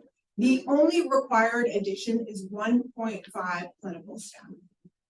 They do have in-house managers that they call them now, that would kind of transition over to more staffing roles, people who run the program managers. So that all stay in place, but we would have to bring on at minimum 1.5 additional clinical staff. So, okay, so it'd be clinical staff. Yes, yeah, clinical staff would be onboarded. And we've been able to do pretty amazing things with the PNMI, the Private Non-Medical Institute, Halfway House Linear Care, and bringing that into the sober houses that I've worked with. The women, I work primarily with women. I know that it's going to be mixed demographic. And the women have, they're required to work or volunteer for a minimum of 20 hours a week. And just with that alone, I feel like rapport is really built within the community. It kind of gives a different eye or lens to see men and women in recovery. So what other requirements are required? You said 20 hours of volunteer service a week. They're required to attend certain meetings like the AA meeting. Yeah, so they or just house meetings. I mean, I remember last time they told us, and that really wasn't. I didn't like the answer they got last time. They said it was, I think, 3 days a week they're supposed to go to an AA meeting, but 2 house meetings a week. Okay. I mean, that's not even half a week. The 7 days a week. Right. And I know people with addiction. I know a lot of people with addiction that are recovering. They got to go almost every day to a meeting. Yeah. And deal with some of these things. And I know it's a sickness. I know it's something we can treat, but I'm just concerned of some of the rules and regulations around this, that it needs to be really focused to be successful. Absolutely. So, I mean, I who's regulating that? I mean, I'm really concerned with this. Well, I think that's why I was brought in. The programs that I operate have been really, really successful as far as, helping men and women in addiction to slowly integrate back into their day-to-day. So the structure kind of lessens through time. Initially, they are going to be under a watchful eye. It's about getting them rooted, and I think expectations are really high for behavior. They all come in after a pretty thorough screening process where they're not only screened by the program director or the administrator, but then they're also run through the clinical staff and a decision tree is worked in. So we're not taking men and women who are not committed to fully, working hard. So you participate, work in a home right now? Yes. Currently, where's that? So we just got Maine Recovery Collective. It is a new substance abuse agency. And we opened our first women's house, 21 beds in South Portland. It's right over by the Casco Bay area, about 5 minutes. But it's in a big city. I mean, It's so this is a rural town. I mean, I'm just trying to say, Yeah. I'm trying to say, what's the success rate? I mean, this is really, So I think, as far as I know, it's 5, the meeting requirements is 5 meetings a week. I didn't know about 3, but I do know that they'll be in with the new onboarding of clinical staff, they're gonna be required 9 documented clinical hours of treatment a week in addition to their day-to-day program, which consists of waking up in the morning, goal setting, meditation, followed by, their daily programming.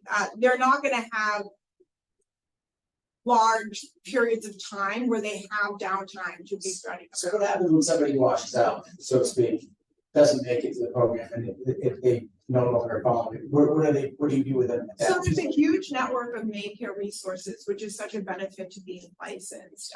As soon as you have your provider agreement in place, Maine Care will actually help you through their database find a new program for them to transition to. The really good thing is this model has been shown to be really successful, and as a result, there's a lot of these new substance abuse agencies opening up to bring about this level of care.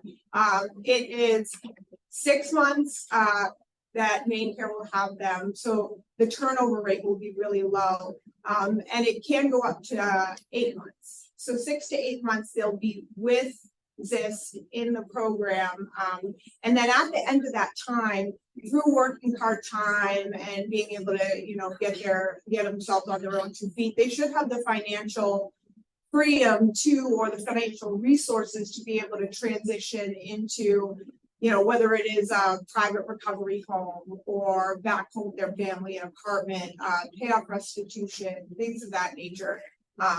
Having that cushion has been a game changer. The cost of living has gone way up for everybody, and sober living as a result has become something that men and women are becoming stuck in.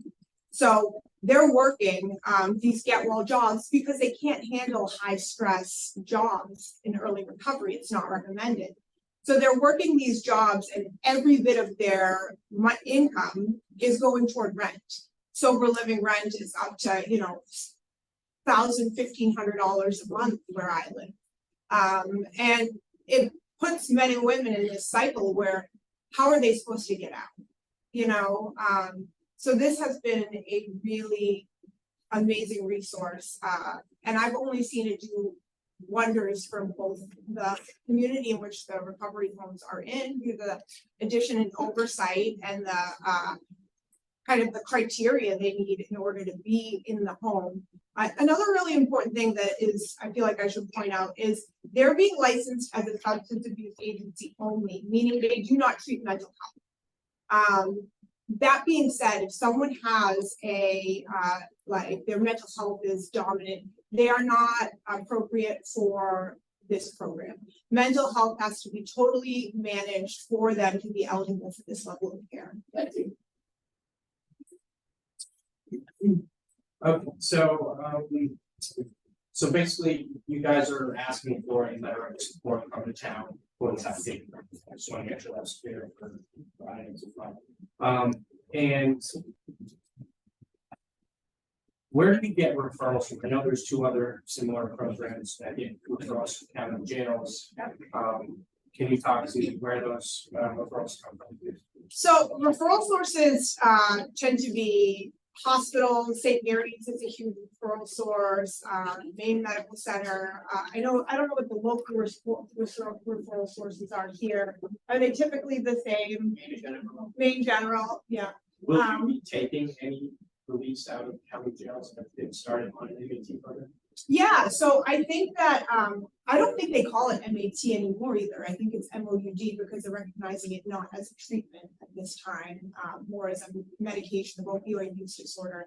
But, I think they have, Josh met with the jail earlier today, and we have 100% discussed plans to really do our best to help with kind of reintegration and, you know, getting them stabilized on case management, medication oversight, slowly bringing them back. So that's a yes. Yes.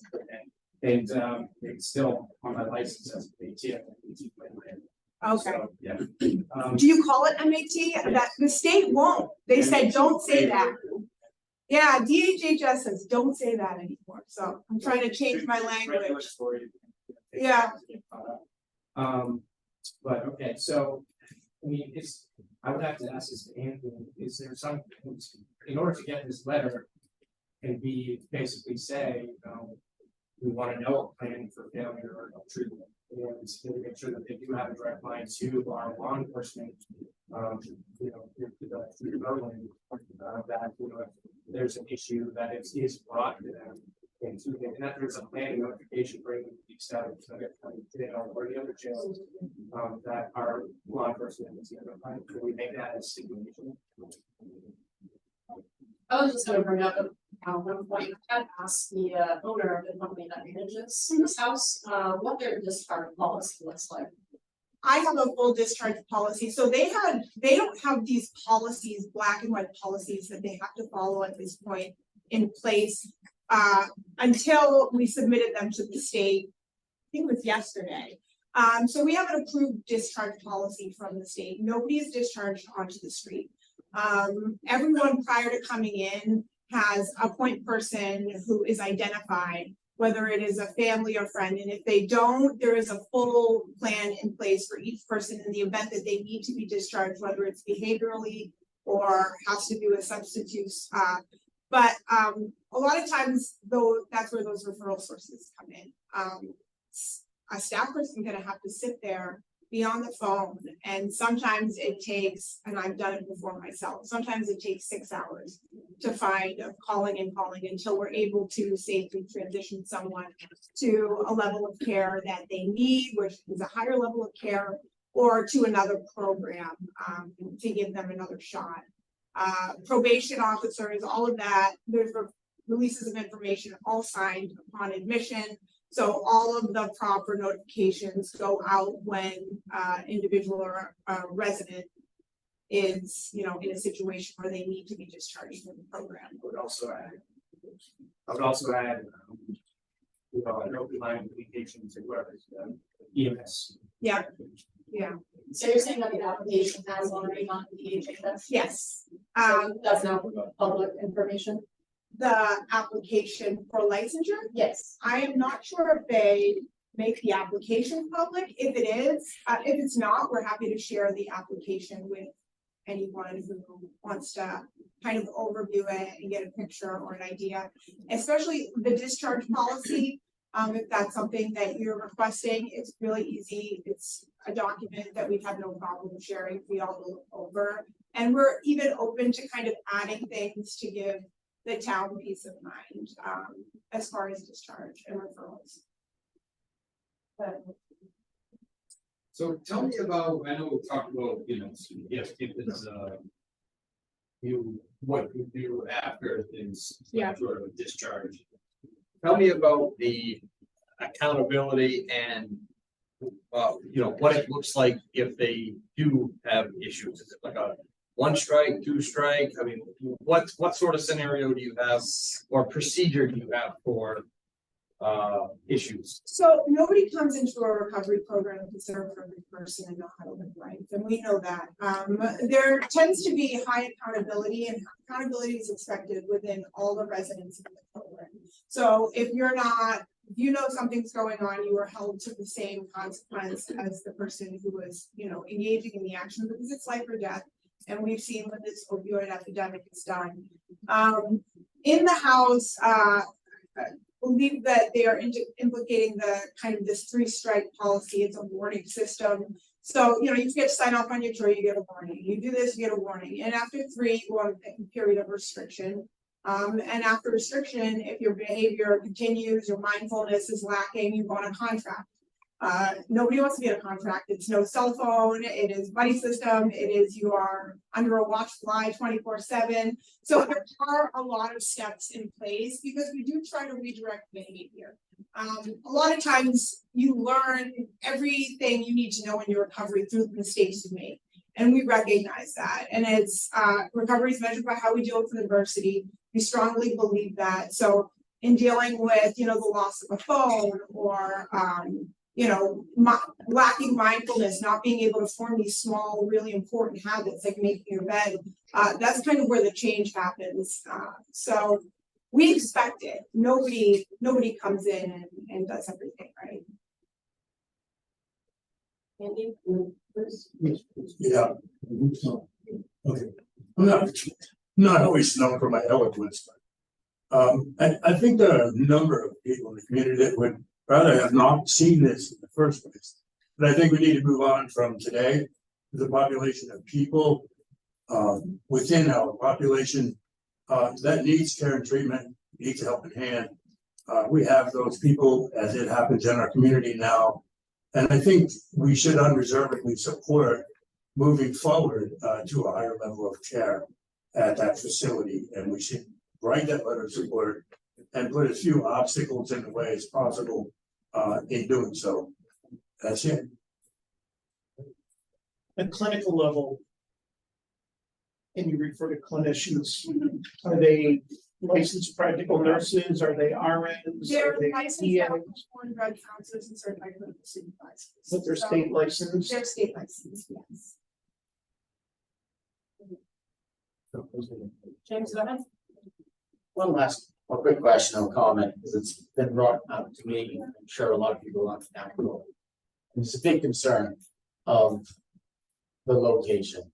And I kind of trying to allude to that being in the downtown. It's smack dab right near a lot of our schools.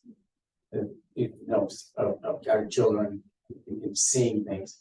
And it's a big fear for us. And I know it's a scary thing, the whole thing, but I would not do anything justice, not to bring that up. So there's no regulations of a home or a recovery home being near something like that at this time. No, there isn't. Fair Housing Act prevents anyone from telling, it has to be treated as a single family in a shared dwelling. There's no regulations preventing sober living from popping up anywhere, which is not a good thing. And then this is coming from a recovery house operator. It makes it so that, anyone can go and open a recovery residence and it doesn't need to be certified. It doesn't need to be licensed. And we're looking to do things differently. We really want to have the full continuum of care available to men and women who need treatment. And additional oversight, while it can be taxing and a huge learning curve, is never a bad thing for a sober living home, from my perspective. Are you going to be affiliated with this? Yeah, so I'm gonna be contracted for at minimum the first 6 months to kind of ensure, regulatory compliance, best practice. I'm pretty familiar with DHHS and their expectations.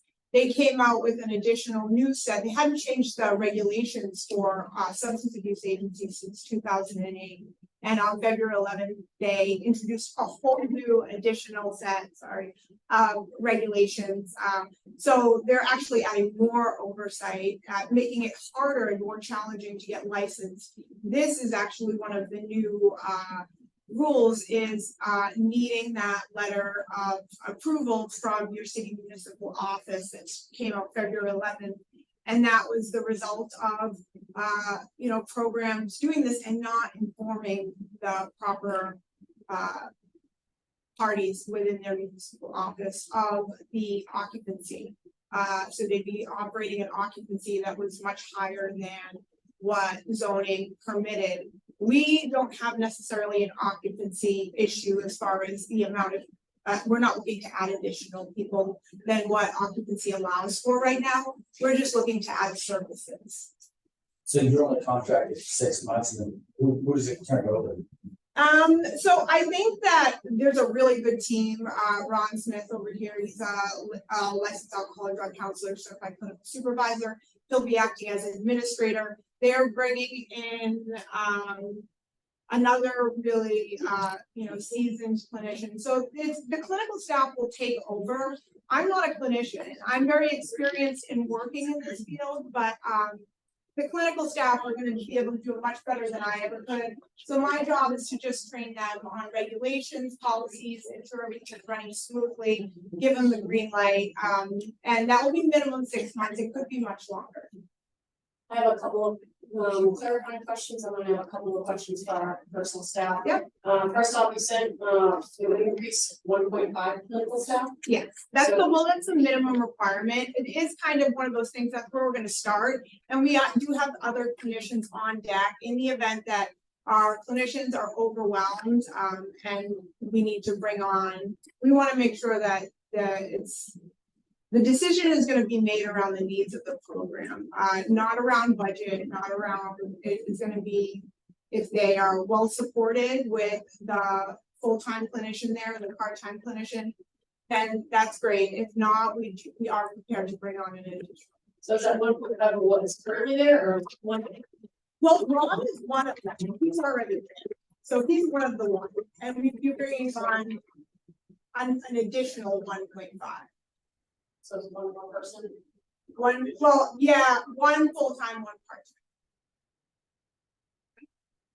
And then, you had mentioned men and women, according to their online presence, I thought this was just a men's only facility. I think that they are being licensed to be able to, because it is residential treatment, it's a fully staffed house, there's staff there. They are looking to be able to take women in. Is that correct, Ron? So we have, each program that's here in the private kitchen. And there are still board trained. So our women, generally women, we have less, because less women to seek out treatment than men do. So our women will be upstairs, they have their own kitchen, their own living space, etc. And they'll have a female attendant that is there. Staff is not there. Clinical staff, they would not need attendance for that night time. Wandering around. And the men will be downstairs. That's what we're looking at right now. I think the first month, we're going to be strict with what we have for the men, and then we're going to begin to integrate. I think that's one of my larger concerns. Yeah. The safety, Same. and then also, I mean, it's a 56-bed facility, so then how you're segregating them out. I did also see some of the discussion online and some concern about addiction, and if they're kind of present around each other, then there's certain other kinds of addictions that come off as a result. Yeah. So looking at what those safety precautions are, and then as well with the clinical staff, and then having those people staff working. From what I was told, is reaching out currently to 2 part-time staff, 20 hours a week. Yeah, it's fun. This is Ron knows better than me.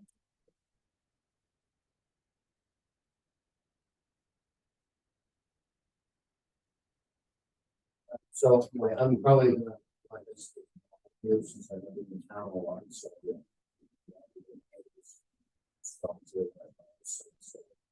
Our host would be very busy.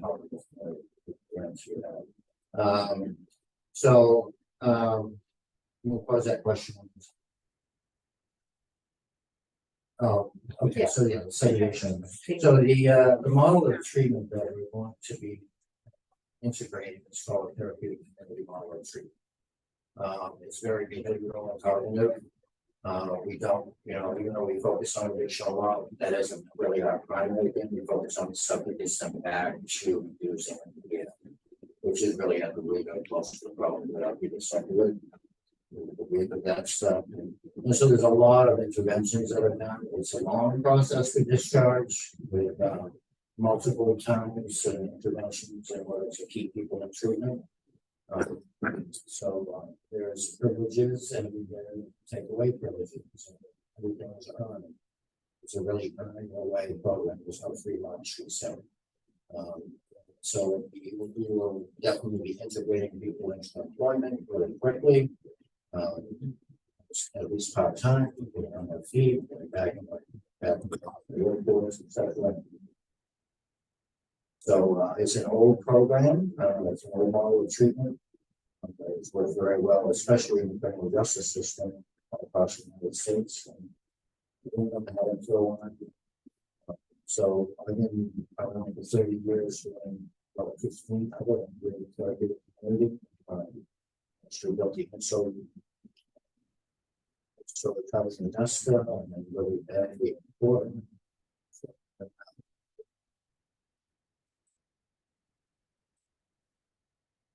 I appreciate the good neighbor take on that.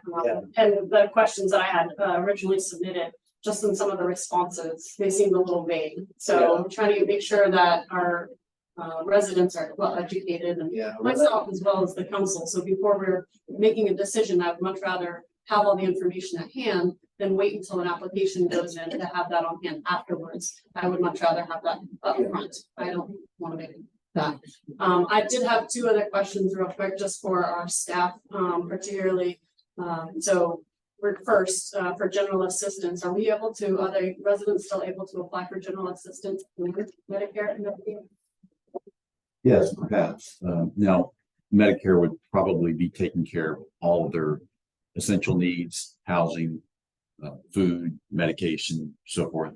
But there still may be instances where someone could apply for general assistance for personal care items. So hygiene items like shampoo and deodorant, razors and things like that. So it sounds like it would greatly reduce the reliance on general assistance, but may not completely eliminate it. But it's at that point, it seemed like it'd be at a very low level.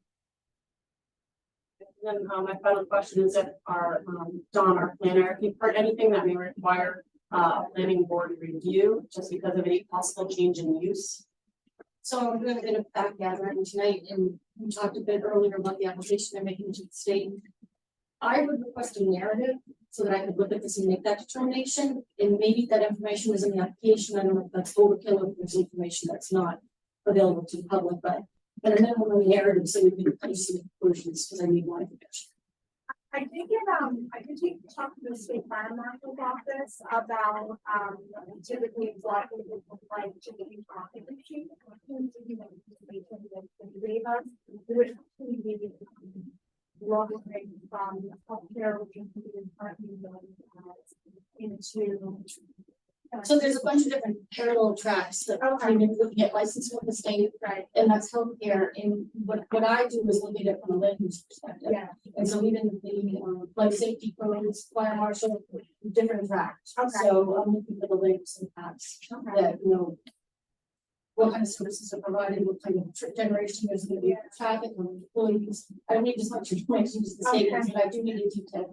They want just in the past what they've done is where it is zoned as healthcare currently, that's what the zoning is for. It would be changed to large board care because there is no medical component to this. So that would be like a commercial district, necessarily, or it could be a residential district. We don't have those that specifically speaks to healthcare.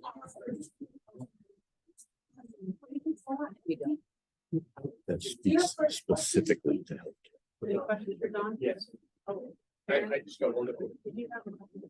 I have one quick question. Is it currently zoned for healthcare? We Is it permitted for healthcare, or is it permitted for like a residential? That zone allows residential and commercial uses, and so I don't know what this use would fall under in our ordinance because I, to date, don't have a detailed description. It's changing and morphing.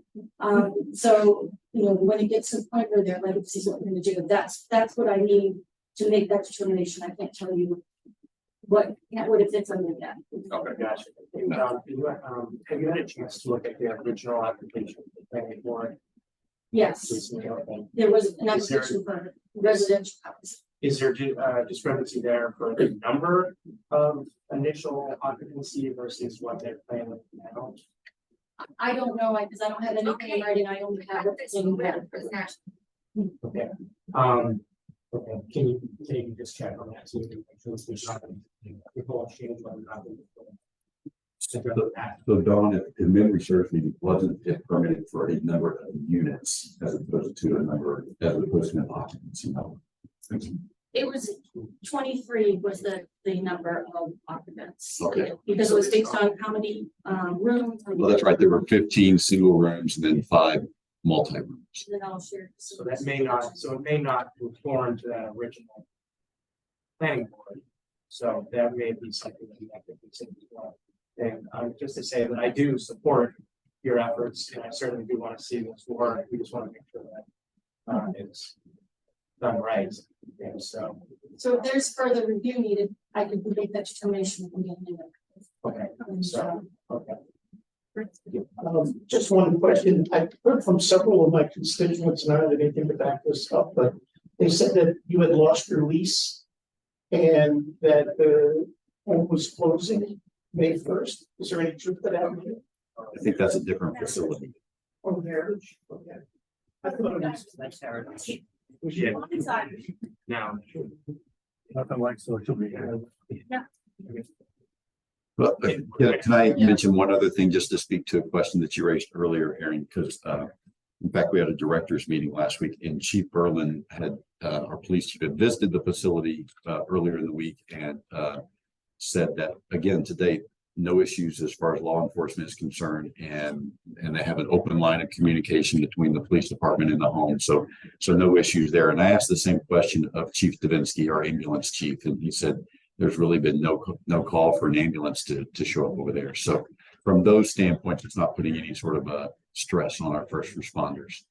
Perfect, and I certainly appreciate that. I think we should stipulate this letter on them basically satisfying anything that you have that may be concerned, and maybe, you know, make sure, maybe we have an agreement that says if there's a sentinel event, if there, you know, issues or concerning the staff, that they have a contact with someone in the town government. Well, I'm thinking if that's the case, then we would want like a separate agreement, separate and apart from the letter, because we don't want to put that in a letter and send it to the state and say, we support this, but only under these conditions, you know? Yeah. And so I think that those are sort of on 2 tracks. I don't see why not.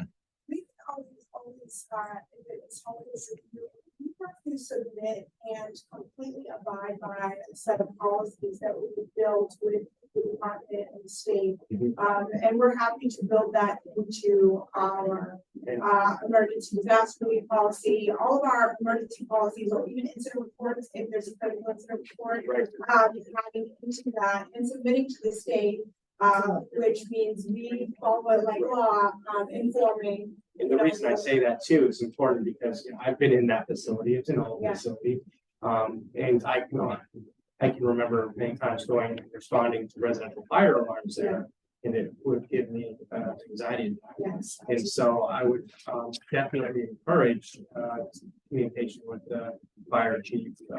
That way, we're not going to be looking at something retroactive and saying, oh, God, we really should looked at this, just to make sure that we're, you know, protecting that resource for people involved and also our town. That's not a problem. Okay, thank you. All right, it's me again. So just thinking here real quickly, because I don't know where I'm at on this proposal. The home is fairly new here now, and it seems like it's evolving, making another change fairly rapidly. And in my thought process, again, I'm saying it takes some of the burden off our GA assistants, but it's what does it look like for you guys? What is the home or the company or the business that's backing this? What is their gain? Do they charge Medicaid? Medicare, more money, what is the advantage to get to this next level? Because I just see it's like it's another piece that's just gonna be more revenue for those folks as well. So just saying it plainly, and it just seems like it's gonna keep growing versus where it's at right now, it's kind of a static thing. We know it's at, I feel it's just gonna evolve and snowball into something larger, and I'm just concerned about that. Is to relate, I think the full plan that has been disclosed to me is there are two of the recovery homes that they are looking to transition to this level of care, this being the first, and then upon, you know, complete satisfaction that everything is going swimmingly, and, you know, 9 months to a year, looking to, license the second one in Portland. And as far as I've been made aware of, that is the, complete and total business plan for this. It is not to go, you know, then open up an IOP down the street and a detox up the corner. It is just transitioning these two recovery houses into houses that can support men and women with main care, that don't have the financial resources to independently move into a recovery home, which, like we've talked about, is very expensive nowadays. I have a hand raised on Zoom. Tim Adams. Hey, this is Tim. I had a quick question regarding the certification levels, and really, so I'm just kind of curious, why does level 4 require a letter of support? Because I hear a lot of awesome talk about how this is great for the people going through the program and it's increased services and all this stuff, but what's the point of the letter of support if it's doing all these great things? I'm just kind of curious what the logic is behind that requirement. So as it was explained to me, I spoke with Emily Bennett, who is the leading health officer at the Department of Licensing and Certifying. This new regulation was implemented on February 11th because of the issues where the state fire department and the city municipal office were not on the same page, and the facility was operational, and they had run into other situations where facilities as a result had to close or lessen occupancy and discharge people to other programs. So this is basically just an assurance with the state that they are okay to have the state fire marshal's office come in and do their inspection, that the life safety department at the municipal office is okay with the use of the property for zoning and occupancy. They specifically, there was one incident in Portland where I know a facility was only designated to operate as a small ward of care, and the state fire marshal's office and DHHS were not aware of that, and they were operating as large board of care with the state and small board of care with local, so they were operating at 18, thinking there was no problems, and the city got very upset. So the DHHS surveyor explained it to me as that being the reason, that they just want the extra layer of we're all on the same page before licensing new entities. Thank you. Two very quick questions. One, is this a property that's gonna be added to our tax base, or is it a non-taxable property? I'm sorry. Is this property gonna be added to our tax base? Assessed, or is it a non-profit? It already is. I don't think this is organized as a nonprofit, is it? They're leasing, it's a lease property. Yeah. Okay, and then the next question is, there was at one time a fire escape on the front of the building. And I know that it was required by the fire marshal at the time it was constructed. It's gone. Do you have any idea of how that, or why? Once you have a sprinkler system, the second forms of egress, the state requires such a, like, that system goes off from the Copenhagen. And we hope that, you know, we're able to make sure, once it is set up to the state standards, that we are not, you know, we're ensuring that everything goes smoothly, that there's not, fire department's not gonna have to be called or anything like that, but the second forms of egress are able to be removed or, you know, they don't need to have a clear, exit for fire emergencies down the second form of egress, once there is a sprinkler system. As far as the state fire marshal is concerned, I don't know local. Thank Last time we were here, we spoke about, this home becoming Mars certified. Yeah. Is that still the plan? Is They this- are Mars certified, so They right now are they're Mars certified as level 3, yeah. Okay. So they've obtained certification with the Maine Association of Recovery Residences as a certified level 3 recovery residence that is looking to transition to a level 4. Okay.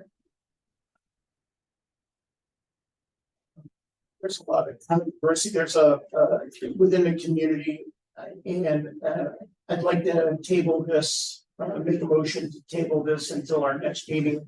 When Dawn can come back to us with some additional information and we can have questions answered that are all complex to us right now. Can I ask a question? Are you on a timeline as far as your application? So, the state, like I said, does want the licensing process to be wrapped up within 60 days. What day? We're hopeful that they have, the only documentation that they still do not have, we turned everything in with the application except for this letter. So, you know, would love to get it out within that time frame. And You know where you are in that time frame. So we are a weekend. So last Friday, we're actually 9 days. okay, so. Yeah. Then our next meeting. Sorry. Yeah. I would have, I'm sorry. I was gonna say, I would also like to just ask, given the situation with the changing and the morphing and you're contracted for 6 months, you're talking about going from a men's only facility to men and women with different stipulations, included for that. Just looking at what your long-term plans are, I think that would be beneficial, just kind of knowing for the staffing aspect, for the safety aspect. Yeah. Also just for those residents, so, yeah, go ahead. I was just gonna recommend, if we can, kind of just direct the town manager to maybe get an operational chart, so that way we know the hierarchy and that there's a constant point of contact. And that he comes up with, you know, stipulations that he wants to be satisfied before we go ahead. So maybe the next meeting, stuff that you would like to make sure is, you know, satisfied, you know, communication, contact, and notification of certain, you know, under certain circumstances. The main thing that we need right now is, as Dawn said, is just the applications. That I think that will answer a lot of questions for us. So there's a motion on the table, is there a second? Alright. All in favor to table this, pending. All in favor. Thank you very much. Thank you. And staff for coming in tonight.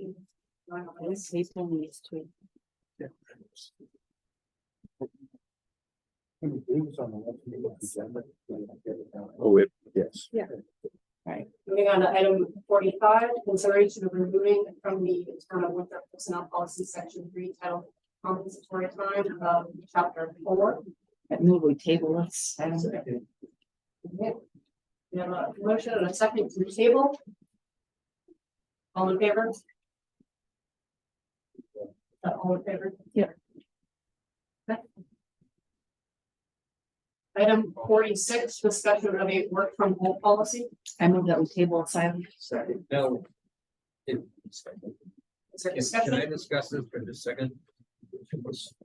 It is my understanding that we have some of these policies in place currently, right? Yeah. We're just not going to discuss changes. Correct. At this point, okay, so we're gonna, okay. I think the word is definition. Yes, there are currently policies in place. We are not looking at any revisions to it. All in favor? to table item 40. I'm sorry, I missed the motion in the second. So there was a motion by Hugh, a second by Aaron, and it was a move to table. Item 47. No, wait, consideration. No, that was item Item 46. Item 46, a motion by Linda and a second by Aaron to table item 46. All in favor? All opposed? All right, we have 6 and 1. Still closed.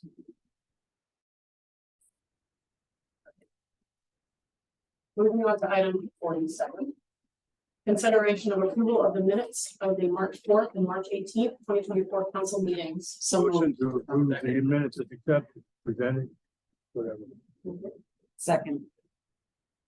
Okay, all in favor? All in favor? We've already done item 28, so we will move down to item 48. Consideration of recommendations from the appointments committee. We'll turn to Councilor Raymond. I'd like to recommend appointing Matthew Nato to the Village Revitalization Committee and Thomas Newhall to the Cemetery Committee. I think that's a reappointment for Thomas Newhall. Second. So motion by Roy, second by Linda, all in favor? All in favor? Moving on to other business, I will open it up for public comment.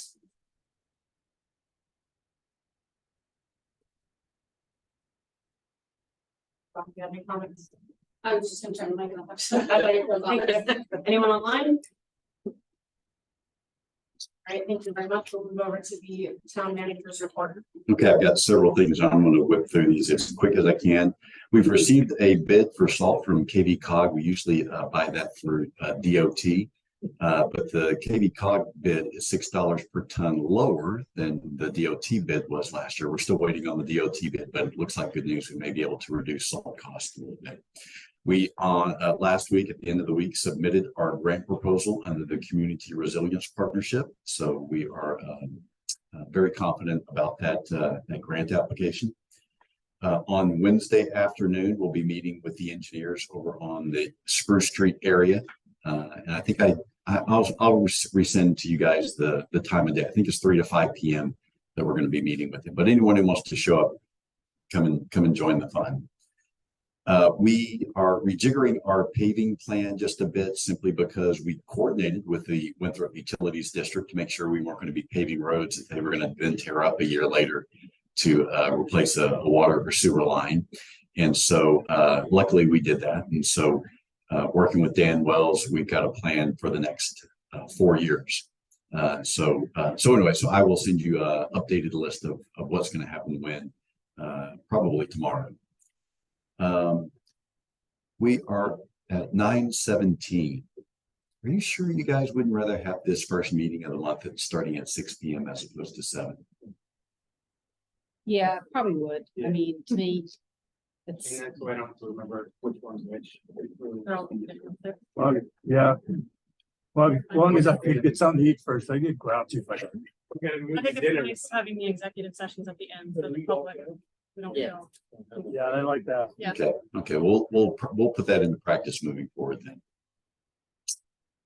May 17th, our council chair made me aware is the day of caring, and she actually had an idea that we actually practiced where I worked in Texas, in that on the day of caring, the municipal offices were all shut down and the municipal employees then participated in community service projects related to that day of caring. It was always great for the community. It was good for the organization as well. Can we go clean drain basins and culverts? Yeah. We're gonna have T-shirts made, Roy, and we'll get a couple of extra larges. How's that? So May 17th. So are you folks?